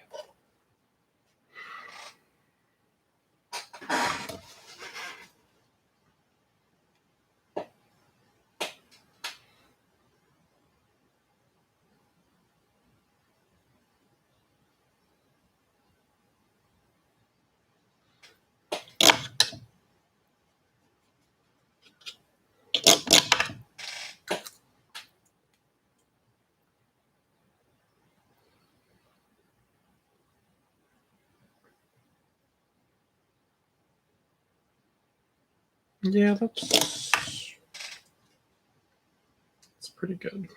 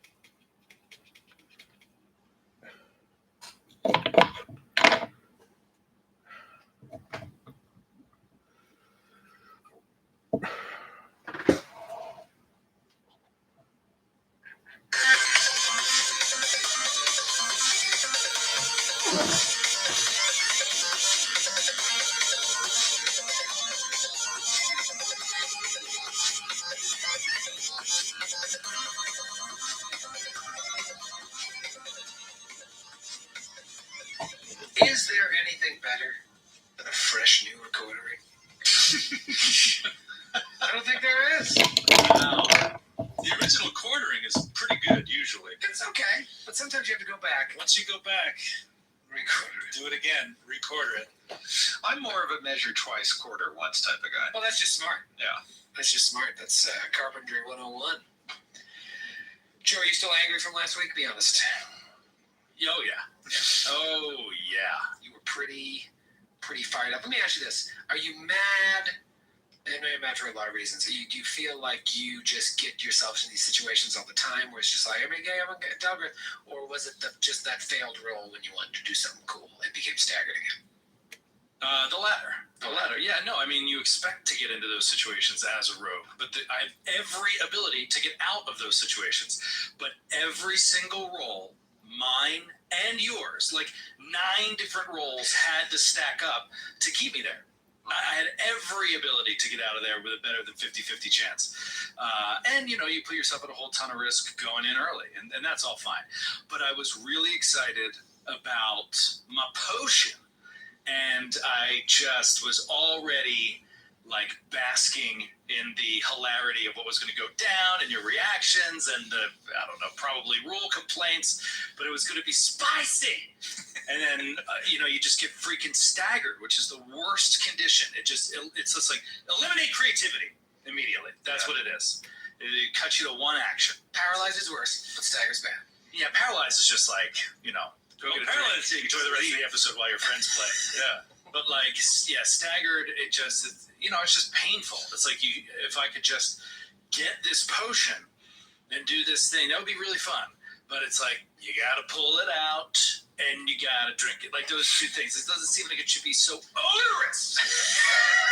and I mean, failing to save is like, I'll take the con damage, you know what I mean? Like, sure, almost kill me, sure, HP damage, but it's just limiting play.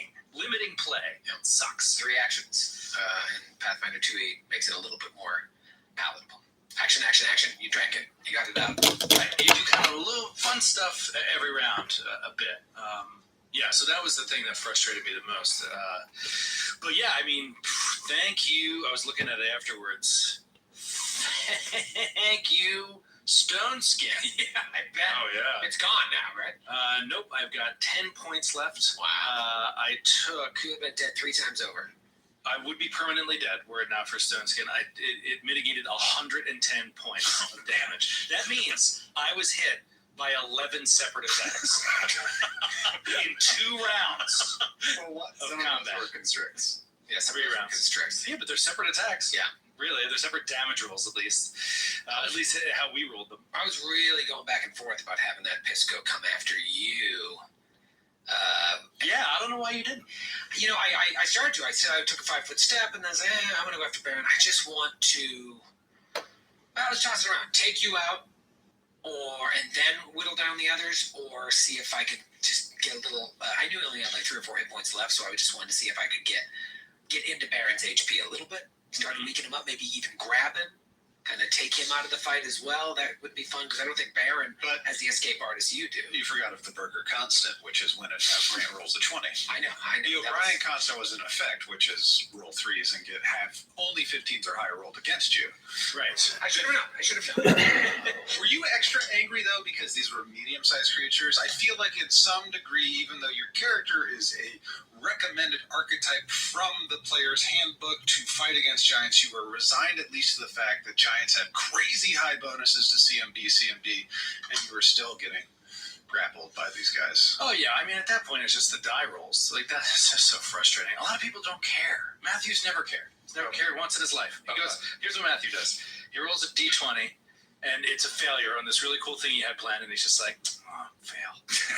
Like, I don't understand it as a human being. Like, I don't understand how blood pumps through your veins. Like, I don't get it. When random chance just strips away your ability to enjoy yourself, I don't get it. It's so funny because when you're describing it, I'm like, that should be the reaction. I know, that's normal, I guess. Yeah, I think that's normal. I can't tell if I'm being insulted or complimented. You have to understand, Joe and I are both cursed by this condition called being Irish.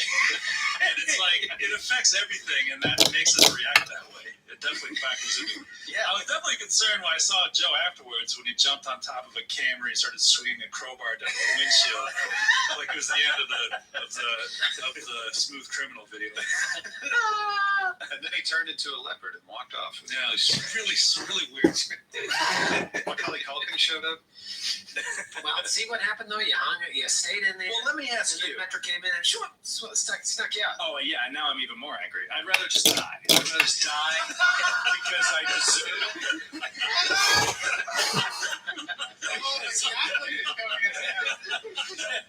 Yeah, this is my mother talking now. This is my mother. Because now she swaps in there. Now I'm sure Metra, Matthew's alluded as we're setting up here that she has a way out, that she has a plan. She always has a plan, and she is a very good escape artist, so that's good. And I suspect that that'll be the case. But immediately what I thought when that switch happened, all I thought was, well, okay, so now you're in a horrible situation, and you're way more important than Dahlgren. And I'm outside of the cloud, by the way, staying in cloud still goes for 1d4, whatever, -1 rounds. So I'm just going to be like in the corner, can't do anything to help anybody. It's just going to suck. So accurate. I didn't like that part either. That part imitates real life. Yeah. Well, look.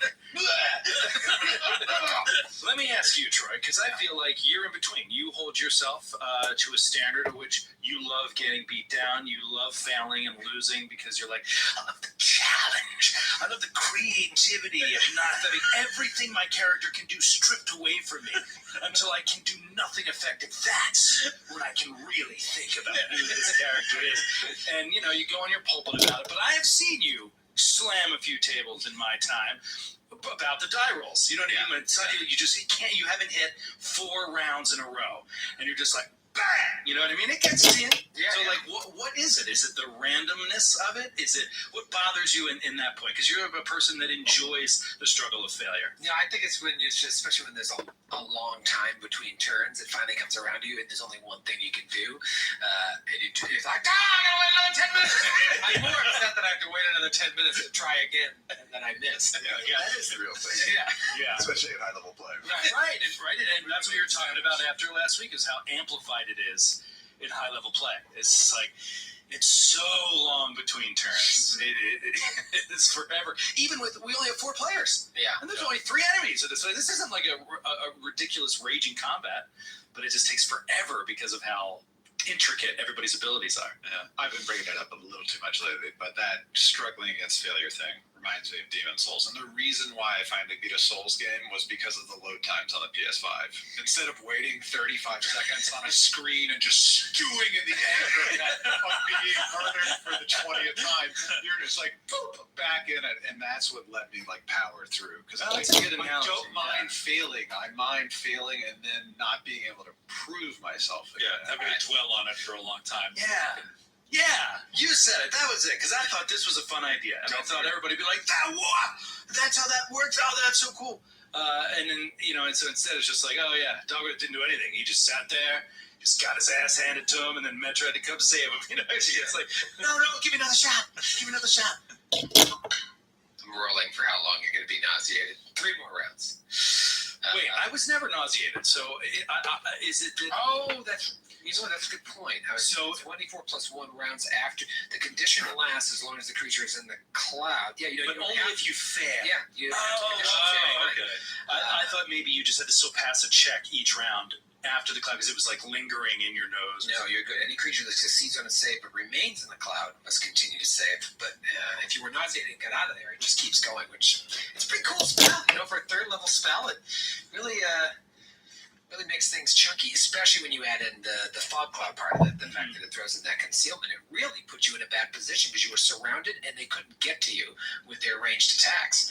Nestor, I thought about dropping Staking Cloud in the surprise round, but I'm like, no, this is where my balance comes into play. I'm going to wait. I'm going to do it on the first round. If I had done that in the first round, Nestor wouldn't even have got those shots off. Really dangerous things. Yeah. But, you know, that's part of valuable play is figuring out as you go. Let's just jump right back in because, you know, we see how these combats go. They take a little bit of time.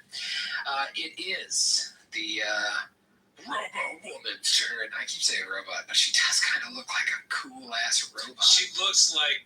Do you guys know Rom the Space Knight?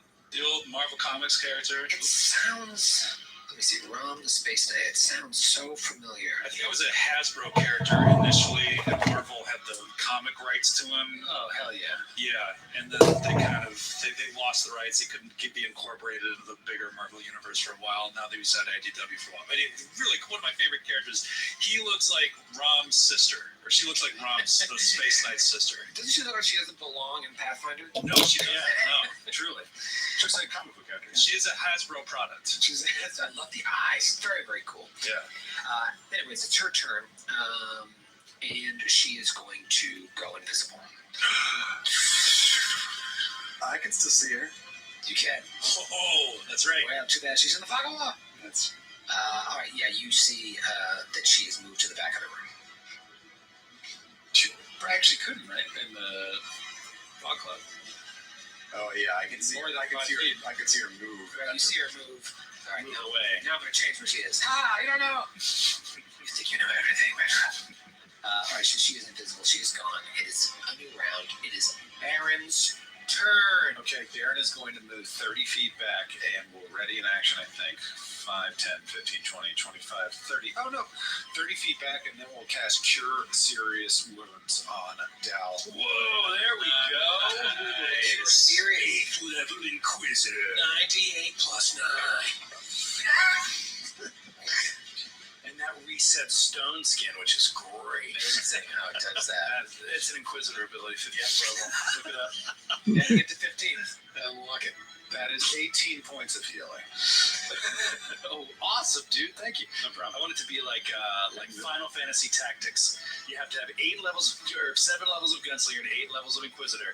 Then you unlock Stone Skin Heal. Yeah, it's like a GOP system, finally. Yeah. The mathematician or whatever it is. Yeah, the calculator. Yeah. All right. That should take care of your bleed too. Yeah, Oh, yeah. No more John 2d6 bleed. It will not take care of your poison, unfortunately, which is still coursing through your veins for X more rounds. It is Nestor's turn. Nestor, same shitty position you were in last round. Yeah, still can't really do anything. See, part of me wants to move up, so I'd be in a position to start be clear shots against these things if the cloud ever goes away. But then it would be in the effect of the trap as well. So I'm just gonna stay where I am. Just going to stay where you are. I'm sorry, add another 3 points of healing to that because I was treating it like all the Cure Serious potions I've trusted in the past. It is a +8, maximum of 15. Oh, nice. All right. It is Dalgrith's turn. Dalgrith, I need a save on the poison. This is your 4th save, if you're following along at home. And my fortitude has now gone down from the poison. From the con. Really unfair. Incredibly unfair. 20 again. 20 again. You are staggered, and you will take 2 more points of con damage. Can I ask a It's 1d2. 1d2, and you took another 2, so that's 5 con. You're down at 0 con. You are permanently dead. Would a touch of law help you pass these checks? Should I use my turn next time to make sure all the d20s you roll are 11s, or would that not? Sure, it would. I mean, it's 23. It's a much better chance. I'm just not sure if you kept track of what the DC was with 23 pass. Were you? I don't know, but maybe. The 24 passed. I'm pretty sure it was 24. Shit. If you want me, look, think about it, and if when it gets around to my turn, I'll use my action to give you touch of law. What do you want to do? Yeah, only if you can't shoot those guys. If you can shoot them, then do that. Yeah, if they're visible, I'll shoot them, but if they're invisible, I'll give it to you. All right. What do you want to do, Nick Stagger? Huh? I'm going to sheath the potion for my round. That provokes from Baron. Yeah. You didn't take that feat. You should have taken that feat. Yeah, I'm just going to sheath the potion. Okay, that's all you got. That's all I got. I've taken you out of 6. Yeah. But 4 out of X rounds of poison. That's another fail. Man. Okay. Let's keep popping and locking here. Pisco Damon 1, who was Matt Damon, is dead. Pisco Damon 2 is next to Incorporeal Jones. Okay. All right. Can't attack you. You're incorporeal. You can attack me. No, it's not going to do anything. You have magical. Are your claws magical? Your claws are magical. No, they can't. They can't. I'm trying to see if there's anything they can actually do to you besides that stinking cloud, which you'll have to roll on. Oh, it'd be so great if you were just visible, 50% miss chance. I am visible. Yeah, but you fucking. You know what you are. Yeah, but you fucking. Mr. Big Stuff. Mr. Big Stuff, who do you think you are? All right. Shit, you guys are far away. Okay. So far away.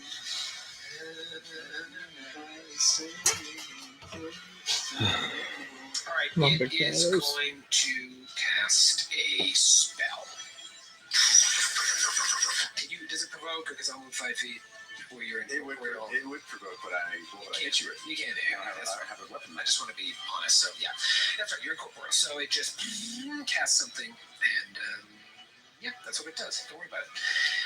Moving right along, I think it is Metra before my other friend. So, Metra, what do you want to do? Metra is going to double move out of the cloud. Double Back move. towards her friends. Okay, first I need you to roll a save to see if you can do that because you started your round in the stake. No. Corporate. What's a 50% chance? Oh, yeah, you gotta roll it. All right. Don't you raise your voice to me. Here we go. 44. Oh, yeah! I do apologize. Yeah! Double move. She moonwalks out of the cloud. Metra walks backwards out of the cloud, through Baron, to back with Baron, Dogry, and Nestor. Oh, that's far. Okay. Double move. Okay. Very good. Baron, you experience a strange sensation as Metra just passes through. Oh my god. Okay. Wasn't expecting that either. All right. It is RoboCop's turn. She went invisible. Do we get to see a flashback where she was almost killed while in the line of duty and then got her body? Does that happen? No. I like it! All right, this is what happens, Metra. You see her materialize right next to Nestor, still invisible. Whoa. So does Baron, by the way. Baron, you ever see invisible? Oh, that's I right, you can't can't see see her. him, yeah. So you and Baron see her just teleport, and she is invisible and now right next to Nestor. Oh dear. So out of thin air, she popped up for us. Yep. Wow. Yep. That's what happened. GM does whatever it feels like. That's what happened. She teleported over there. Yeah, you said it. Yeah. I just want to make sure that I have to roll on that. Wait a minute. You do. You roll the 100, right? It says there's no chance to arrive off target. Oh, you dimension door. That's how it's sorry, it's greater teleporting. I wouldn't understand. You wouldn't understand. Greater teleport. Wow, and you can do that with knives in each hand. Interesting. Very interesting. I had no idea there were no somatic components to greater teleport. Don't worry about her. She's cool. I'll send you her character sheet later. Where does she appear next? We're back in time. She killed Nestor before he killed Earth. Oh man, New that'd be so round. messed up. Baron's turn. Baron, you see her. She's invisible, but you can see her. I can see her, and I think that still would be a 50% miss chance, and you're shooting through Nestor. I can see her. So why would there be something of mischance? There's no miss chance if you can Oh, see invisible. I can see. What is the cover situation we're talking about? What kind of bonuses is she getting if I'm shooting through my? Let's talk bones. Let's talk bones. +4. I like that. But I'm going to like it even more when I assure that it is a rapid shot, clustered shots, all at the same time. So here comes a full attack action. Beautiful. Okay. Come on. Papa needs a new parachute. Papa needs a boost spot. That will be a 29 to hit on the first attack. Hit. Did we identify the subtype of this creature? You did not. Outsider. Oh, we did? Okay, not the subtype, sorry. I don't know if it's a daemon, probably not. I think the type is all I need, actually. But Yeah, outsider.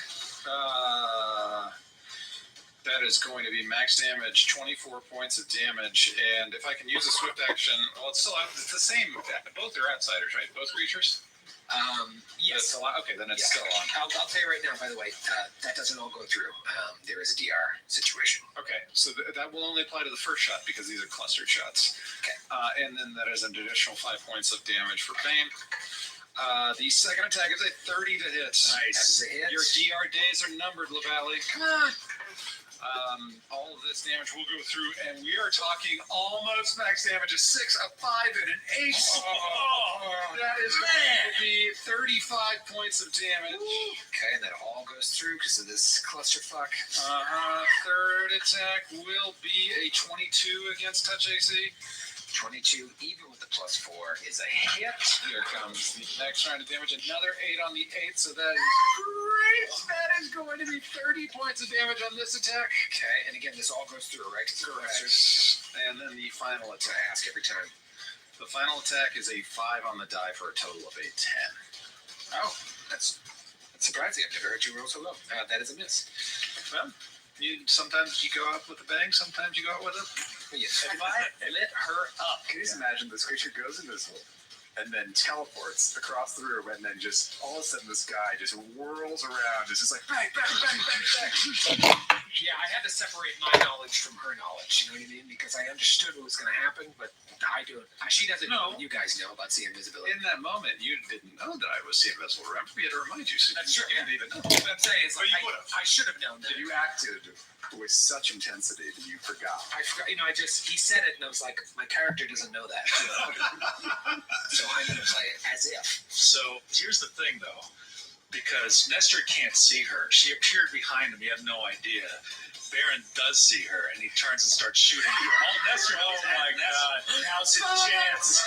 But Nestor, have you ever seen Baron miss that many times? Yeah. So that's the thing. Like after the first shot, he's just like, "Oh fuck! I didn't think it was gonna go down like this," and he's getting ready to shoot back at Baron. But then it's like, boom! One goes behind his head. Boom! The second one. Then he's just like, "What?" And then he like might feel some blood splash on the back of his head for this other target. So that's what he realizes what's going on, and he's gonna take his turn. Okay, it is your turn anyway. So, do you want to take the 5-foot step to avoid the AOO? Yes. Okay. He's gonna. Then yeah, just 50% mischance. Yep, slide across. And I can't. I don't think I can do study target if I can't see this creature. So That makes sense. take that bonus away, which is gonna make it hard. But I'm gonna do rapid shot anyway. Okay. Could this creature even become Oh. before the seeking purpose? I don't think it did. Okay. I think I'm ready for final assembly. And then tomorrow I can wash and do highlights.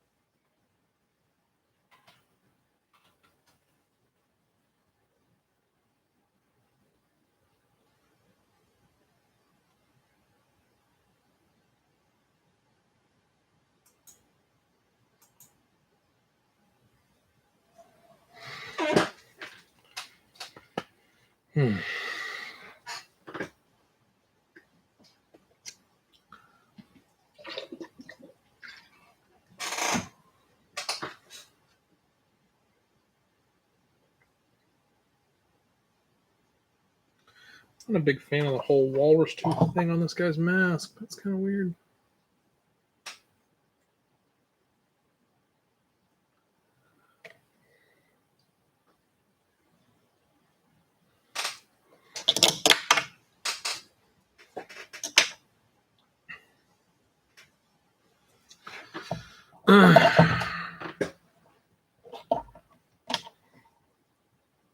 Yes, it did. It did. Okay. It became invisible and then went invisible again. Went invisible again, yeah. 31 to hit on the first attack. Give me that 50% miss, Charles.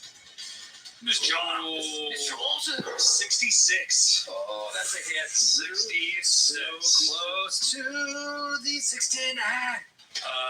And that is 50 points of damage. Okay, and the same thing again. I'm only taking DR off the first. Yes, Okay. correct. All right, 60 points of damage. You said 60? 50. 50. 50 points of damage. Second attack is. Sorry, but children listen to the show. I shouldn't. Grant, you just like I'm trying to. I think he stuck chewing gum in his fader. It's really unfortunate. I can't do anything. The equivalent of me going, I think 26 is probably a miss, right? 26 is a miss, so don't even worry about the 50% miss chance. Okay, third attack. Please miss again. That is a 26 again, another miss. Okay. And come on, final attack. Ooh, natty 16. That's a 27. 27 is a miss. Okay. As well. Okay. Whew. God, you guys put out a lot of damage when you do hit.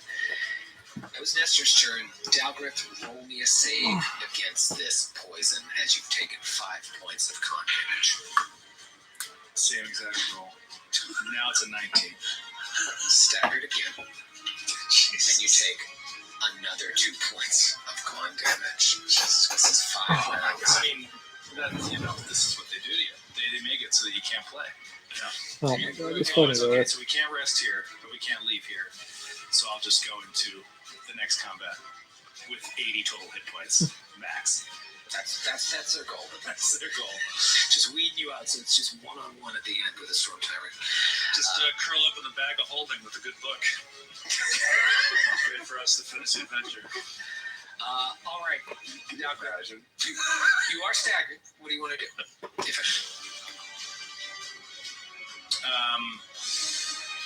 I'm just trying to resolve his desire to just close on this creature, while also trying to figure out that he feels like he can't even attack.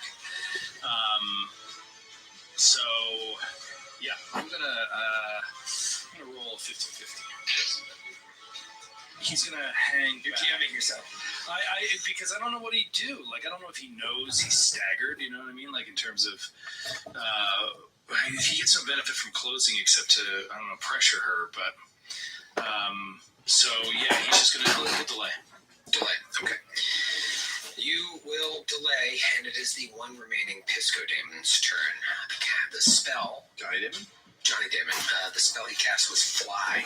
So he flies over to Baron and does a Vital Strike. Oh no! Which I forgot to do on my first attack against you, Dogrith, during the surprise round. I only did that one. It would have been another 2d6. I hate that you flew and did that correctly because I was so ready to be like, did that spell require line of sight? You measured 10 times for me on the meter, and I was like, that son of a gun is casting a ray on me, and I'm going to ask him how he can see out a stinking cloud. He can't do it! I hate that you guys can see me measuring because it just gives everything. I hate that you can see us measuring. All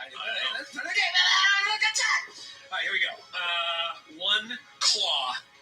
Vital Strike. Let me make sure my fucking... I'm not... Where's my...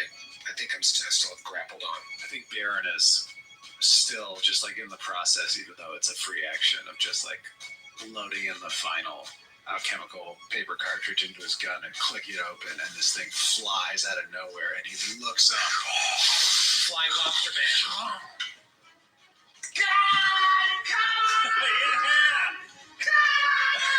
And Baron stares into its eyes and makes it flinch. Natural 3. Yeah. I didn't roll anything less than a 15 against Joe. Natural 3 could have been so great. Again, could have been so great. Grabs him, bleeds him, takes him out of the fight.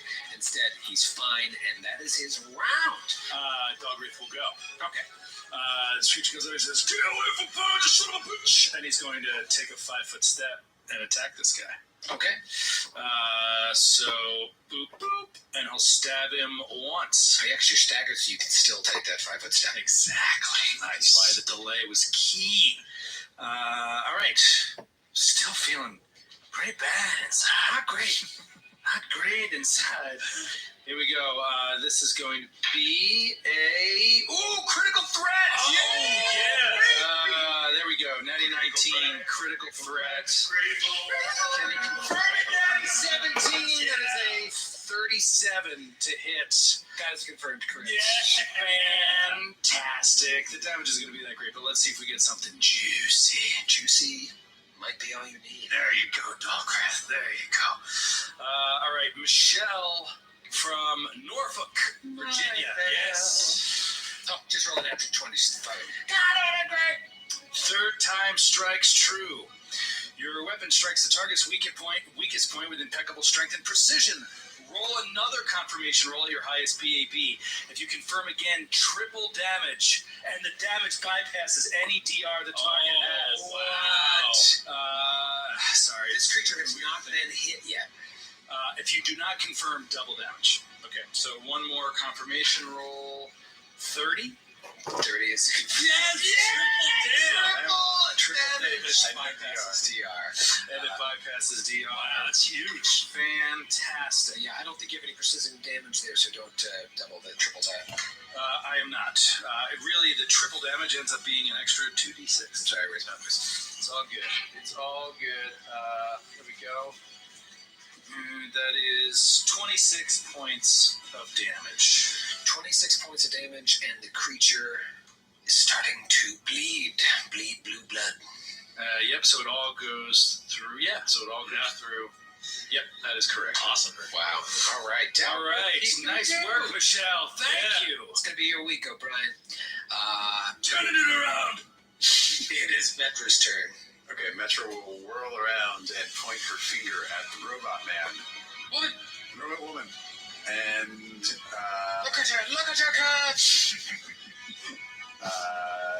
okay, I'm going to cast Disintegrate on you. I think there we go. Okay, that is 25 against touch. Okay, just relax there, Johnny Disintegrate. 27 against touch. 25. What kind of effect is Disintegrate? Transmutation. Okay. Turning one thing into another. Turning a robot into a pile of dust. Okay, it's not a death effect. No. Okay. All right, roll spell resistance. You roll spell resistance. You roll it. Ooh. 20 or 26. Oh, no. You got it exactly. All right, so what's the same? Fortitude. All right. Okay. Please fail. Natural one. Oh, my God. Natural one. I got 32. Yeah, no, I'm kidding. Okay, so instead you take 5d6. Fucking 5. It would have been 30d6 if I had. One time. Just one time. That's the word. Has it ever popped once, right? It pops like once. Yeah. It's going to happen, though. This is what the story is. Finally, Disintegrate hits. Oh, that's John! I will say next week! Oh, it's nice how you end the 24-minute episode. That was awesome. Alright, you take 12 points of damage. That's not a good roll on 5d6. Yeah. Damage. And does that bypass DR? Yes. It should. It's energy damage, so yeah. It's energy damage. Yeah. Is negative energy damage? Disintegrate or what? Acid? It just says 2d6 points of damage per caster level. Untyped. Untyped. Dreaded untyped. It's a thin green ray. Affects even objects constructed entirely of force. So I'm going to say it all goes through. Okay. It's only 12 points of damage. Don't worry about it. Here's what's going to happen now. Okay. She's going... He always does that. Finished. He waits for you to acknowledge that you know he's not finished. You make it two. Can we, by the way, just take a moment? The number of times he's corrected our grammar. People aren't done, they're finished. You just said you were done. You use incorrect grammar, and you take them. No, you're not correct, because you can't be. Who's on first? I wish that. Are you finished, Grant? I wish that. If you were finished. Glad we got that on the recorder. Metro will take a 5-foot step to stand behind Dogrith. Really hurt my ears. Talgrith. Talk about a stinking cloud. Alright, now are you done? Finished? Apparently I have nothing. Graham would prefer I be nothing. Oh, no. Matthew, man. Oh, no. You're only nothing to Grant. Technically, Grant, done is fine because when I say I'm actually referring to my turn. Oh, really? Turn can be done. Well, now it's his eyes turn. When you're saying you're referring to your turn? That's pretty loose and fast. Just like as if I'm saying when I say sometimes I say I'm referring to Metro. Okay. Oh my God, he's so condescending.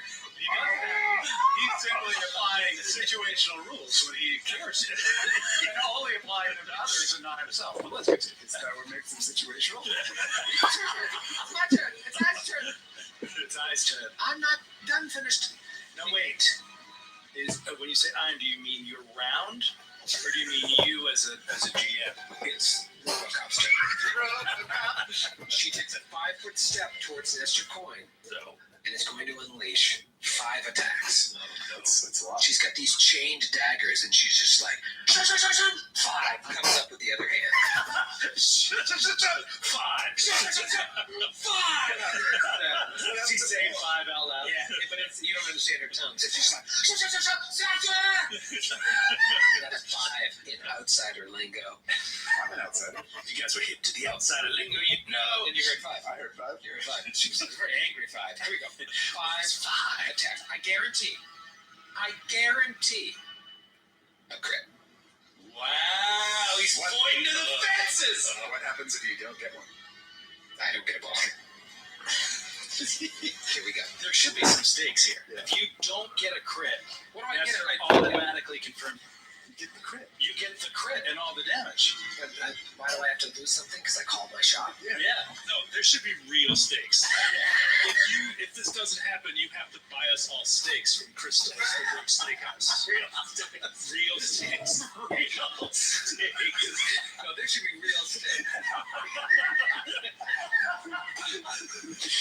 If you don't crit, you need to buy us all steak. Hey, that joke was bottle cap worthy. Yeah. But you only get it if I do. Oh, okay. All right. I'll live with it. Yeah, I feel like Steve's punished for being funny. Oh my god, so now it's like if you do something that makes it, Troy's gonna be like, alright, roll for a bottle cap. You know, that was cap worthy. Go ahead and give me a deeper. On a 96 or higher, you get Chain dagger, 5 attacks, guaranteed crit. First attack. Okay, not a crit. Pretty damn close though. You said your AC is what, 26? 26. So she's gonna hit a lot. Yeah.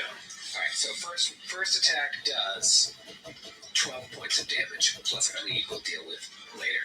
Second attack, not a crit, is a hit, does 15 points of damage. Just bleeding. Third attack, is this going to be the crit? Third attack misses, actually. Oh, very good. Oh, Very I'm good. sorry. I thought that was a 17. No, that is a...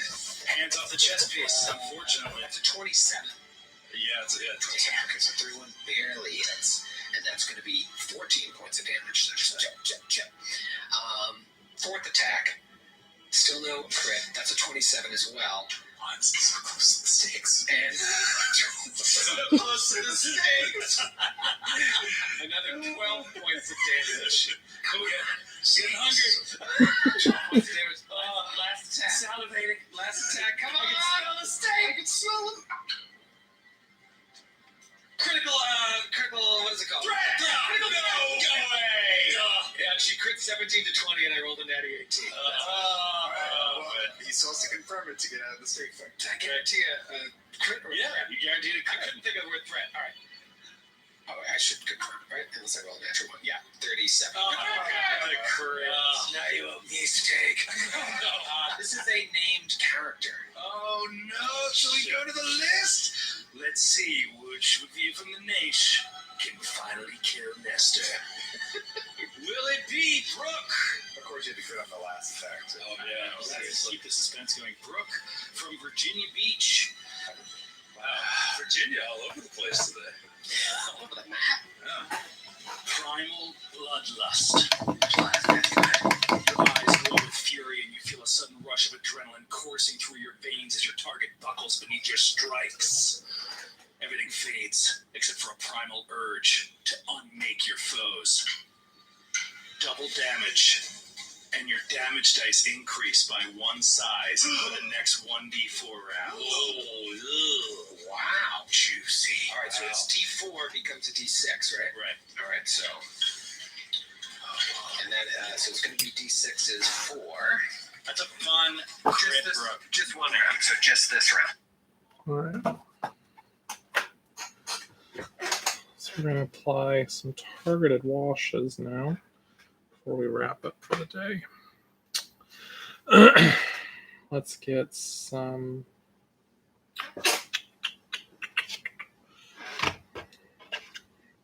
Guess I'll need 1, 2, 3 hands to hold them. Yeah, just 2.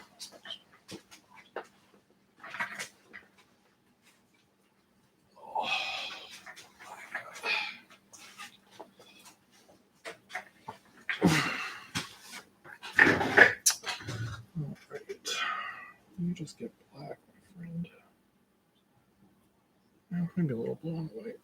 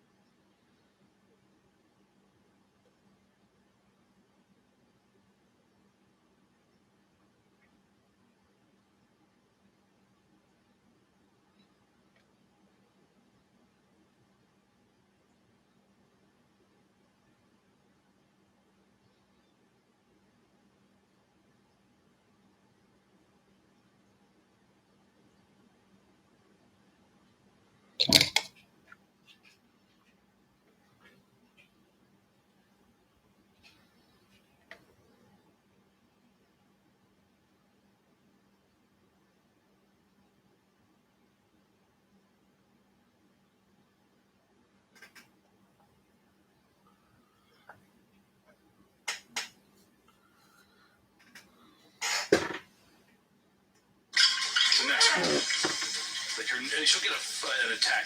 Through the next round. All right, here comes the crit damage. This is pretty good damage here, especially now that this D6 is almost box cards. 32 points of damage on that last one. So she hit on 5 attacks, was doing an average of like 13, 14 points of damage, and then finishes with a 30-something. Again. And he's bleeding. We'll take 2d6 bleed on his turn. Just confirming you got that right.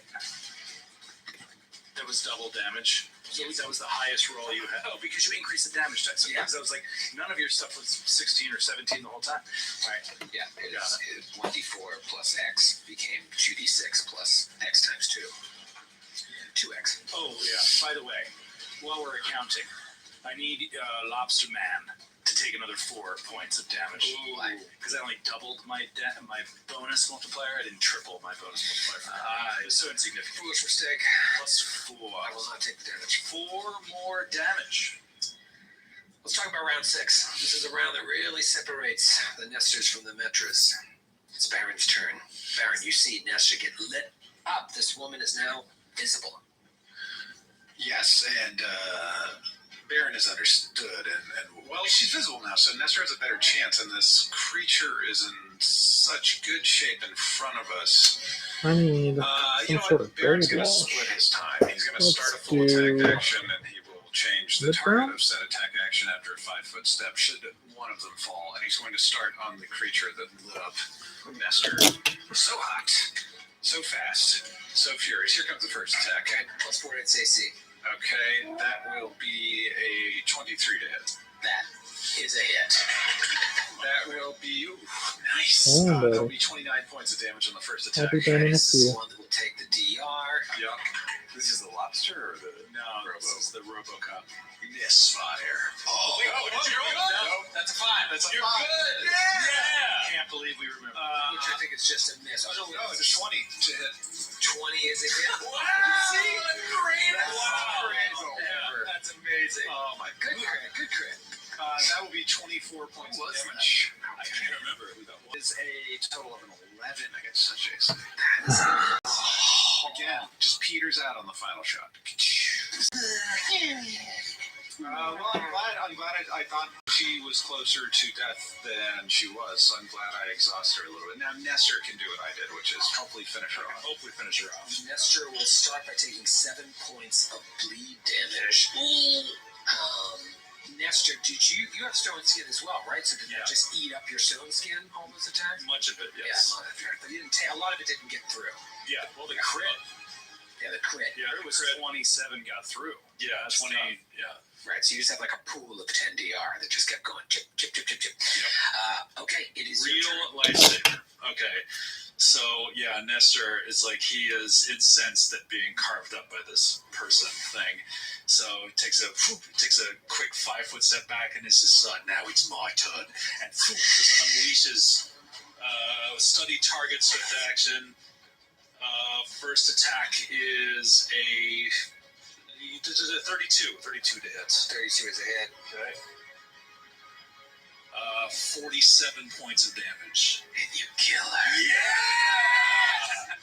Oh, man, I want to know what her deal was. I don't know what her name was. So you still have pass because that was only your first attack. Yes, and if the rampage Now, the creature goes away. If it's a summoned creature, right? Oh. The summoner is killed. I think the summoned creature goes away. What I'm seeing here is that it's rounds per level. It's based on the duration, not on the death of the caster. I feel like there are video games. If you kill the caster, that's enough. I But feel like I'm thinking Eidolon. An Eidolon is definitely it's just summoned if you are unconscious. But yeah, I feel like they would say that in the text of the spell. It's like the caster does. It's funny because I know we've run up against this before, even in other games. But I'm going to say it sticks around. Eidolons are tied tightly to the existence. right, exactly. And I don't think we have run up against this too much. Only we've fucked too many casters that have summoned creatures that we killed the caster first. Yeah, that's kind of. Yeah, I feel like we must have been. Like back when we were doing just home, when Skid was running us through Pathfinder Society games, remember? Oh, yeah, we can talk about that. You know how many rolls we were kidding wrong? You know what we need to do though? We need to run checks to to see if creatures are summoned and if they are evil, because that makes protection from evil very useful again. If we could have had that, if Doggerth had that going in, completely fine. Right. Yeah, we should have kept it. I mean, it makes sense for you going to a demonic symbol that we would have cast it on you if we were good at this. Yes, if we were good at this game. We've never promised that. All right, now where Nestor, you started off with a cluster shot, right? Yeah. Can you then turn that to another creature with no penalties or anything? I believe so, yeah. It would just be the first shot against this new creature. The DR would be taken away normally, and then the rest of the shots would be. Actually, you know what? I don't know that that's true, because not strictly by the wording of the. This is you pick a single target. Well, it says when you use a full attack action to make multiple ranged weapon attacks against the same opponent, total the damage from all hits before applying that opponent's damage reduction. That's fine. You're still using it's a a full multiple attack. Multiple attacks against one opponent. Right. Yeah, that's true. Okay. Yeah, that's one of those ones you can be like, well, let's talk about this. Let's just keep going. Okay. First attack against this thing. 28. 28 against this dude is a hit. No. Is it a clean shot? Yeah, you've got a clean shot. Yep, you're good. That is 27 points of damage, 3 of which is electricity. Okay, great. So this is the one the DR will eat, but all of the electricity resistance will come into play. Right. Okay. Second attack on the lobster. That is a 32 to hit. 32 is a hit. Beautiful. 21 points of damage, 2 points of which is electricity. Okay, so all 19 get through. And final attack. Natural 20. There it is. Finish him off. Lowest chance to confirm. Yeah. Will he do it? Let's see. I do get the critical focus on this. Ooh. He has critical focus too, by the way. He does. Oh, that's cool. That's a 33. 33 to confirm. That is confirmed. With the critical focus. Oh, that's so big. Amazing. All right, this one from Yehuda in Ottawa, Ontario. Bard's Black Arrow. Oh, nice. You strike a vital unprotected spot on your target, inflicting extreme damage. Triple damage, fortitude save for double damage. So that's quadruple damage. Yeah. Fortitude save for triple damage. And the fortitude save against 33, right? Yeah. That was your confirmation roll? Yes. I don't know if I can. I can make it. It's a very, very hard roll. I'll tell you right now, I have to roll a 19 or higher. Wow. 18. 32 total. Okay. All right. Quadruple damage. What's Bard's Black Arrow? Do you know the reference? Yeah, that's the Hobbit. Okay. That's Bard's arrow when they shoot Smaug with. Go now and speed well. It's been too long. And I never watched that third movie. They're fun. They're not as good as the first ones, but they're fun. That's 95 points of damage.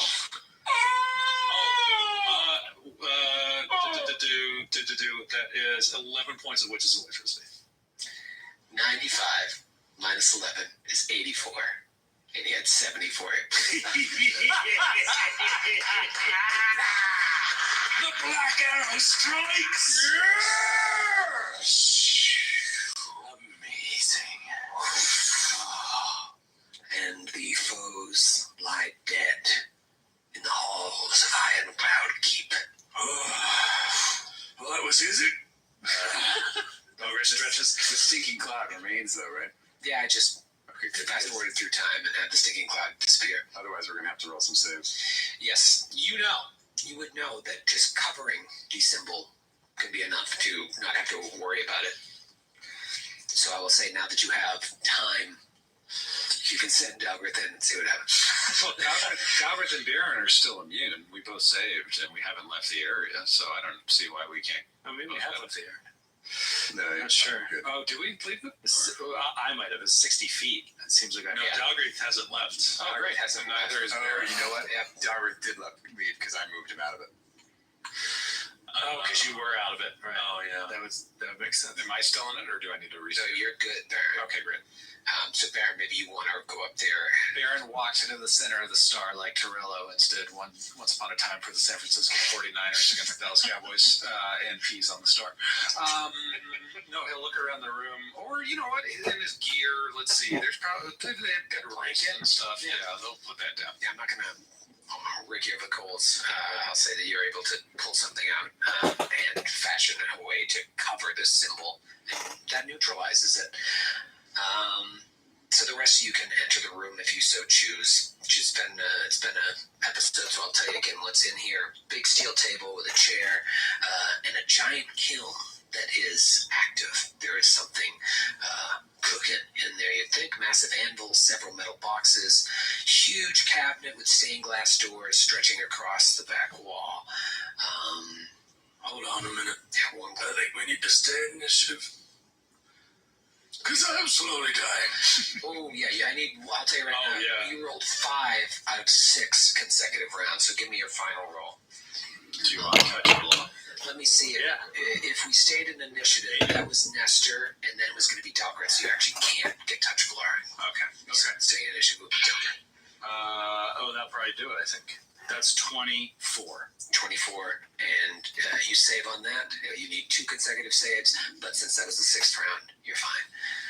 You come out of it fine with just, 7 points of content? Only 7 points. It's all right. We have scrolls of. You have a scroll of lesser restoration, do you not? Yeah, I do. We have a wand of lesser restoration. Oh, even 25 charges. we are so smart! Top me off, brother. I'm feeling a bit weak. So that's 1d4 per casting. 1d4 per casting. Let me Just give me 2 4s and we out. Can I hit it and quit? That is a 1 on the first one, Nestor, do you move in? 3 on the second one. I'm going to take my potion of cure serious to stop my bleeding and get some healing. Smart. So we used 4 charges off the lesser restoration wand. Great. And Nestor, it would have come back to you. I guess it would have come back to you to take 2d6 more bleed, but I'm not going to go crazy with that. Because Metro could easily have healed you as well. Yeah. Or administered. Well, I'm sure there's a way to figure it out. Okay, so you do that, and then do you slide in the room? Yes. Okay, so all of you are in this workshop, or whatever the hell it is. And then can you heal me up? God damn it. Do we have a wand? We have 3 wands. Okay, we can cover it later. I'm going to get healed up to full. I'm only down 30. Okay. But both you and Nestor have had your stone skin whittled away. Yeah, I've only got 1 hit left. I can block 1 more hit. I actually really enjoyed that combat. I know it was a little tricky, and I just like the way it played I out. think it was fun for the rest of us, except Joe. Yeah, I have fun. Yeah. I would have had a lot of fun if it wasn't for that. Yeah. Tiger condition. Do you want to tell us what would have happened? No.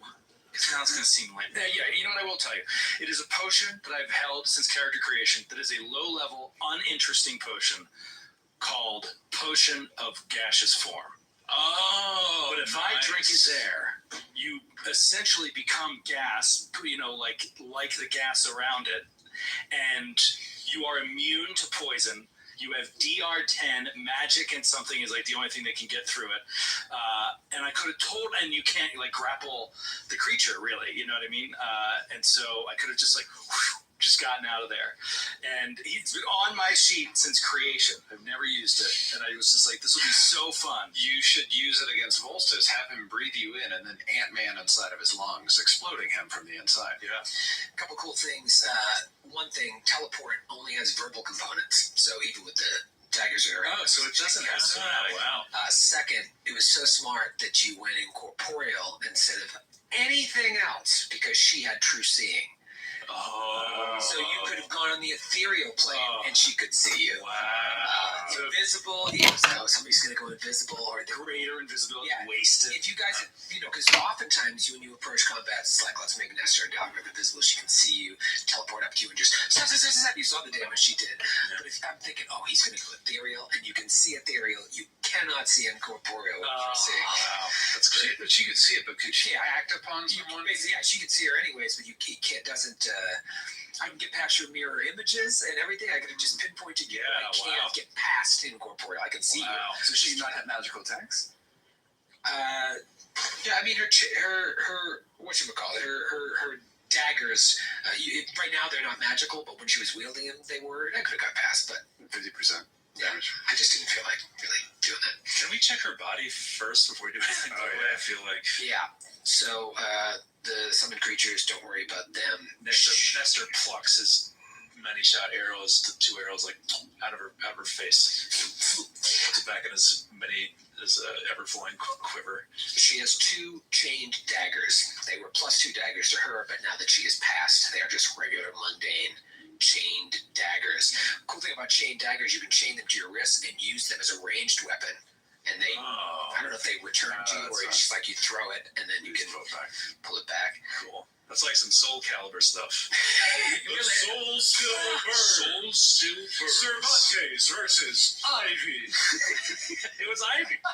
It's an Ivy stuff. She has no items on her and no armor. Does she have a driver's license so we can know her name? Yoshimitsu wins. Sorry. You open up her wallet and the license is missing. Oh, no.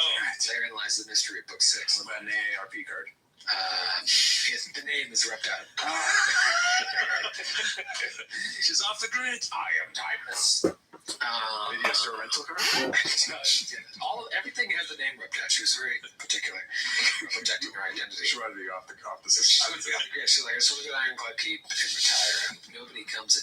What's that coming through the door? I'm going to summon a couple of Physical Demons. Damn it. What do you do? What do you think, Baron? Does everyone feel like we can move forward? I haven't seen a place to find any rest at yet. Wait, is there anything in the cabinet? Put a and I also blue wanted you to wash kill on Baron's these. dwarven blacksmithing Put instincts a are brighter blue keen, wash and he on wants these. to take out what's ever in there if he's Wrist able to, if he's strong enough, unless it's like a giant-sized thing. We'll open up the kiln. Yeah, it's got to pique your curiosity. And I'll detect magic on the inside before opening it. Detect magic on the inside. And around the room. And around the room. Let's see what's in here. There's magic emanating from the floor, obviously. One thing that you see when looking around, because Metro, you said you were looking around. Yeah, I would eventually want to go to the cabinet. Okay. So, Metro, you're going over to the cabinet while you detect magic. You don't detect any other magic in the room, Baron. Let me just make sure that's correct. Oh, Lord. Over near the cabinet. Are you in a good place? Yeah, I'll be right there. That in a second. I'll tell you about that non-magical stuff in a second, Matthew. But yeah. So, what do you do? Here, Baron. Baron will open the kiln to look what's inside. Baron opens the kiln, and you see a thin strand of hair laying there. And suddenly the hair goes, boom! And explodes outward, spraying shards on all of you. Roll a reflex save, everybody. Oh, dear. I was like trying to see if the hair was magical so you could detect that. Okay. I'm assuming a 15 fails. It does. So I'm going to use my tattoo to reroll that. Ooh, yeah. Ooh. Tattoo you. The plane. Tattoo you, Nick Stagger. Call back. Does it? Yeah. 20 is what I get on the reroll. 20 on a reroll. What did you get, Joe Bryant? 31. 31. Mr. Coin. 34.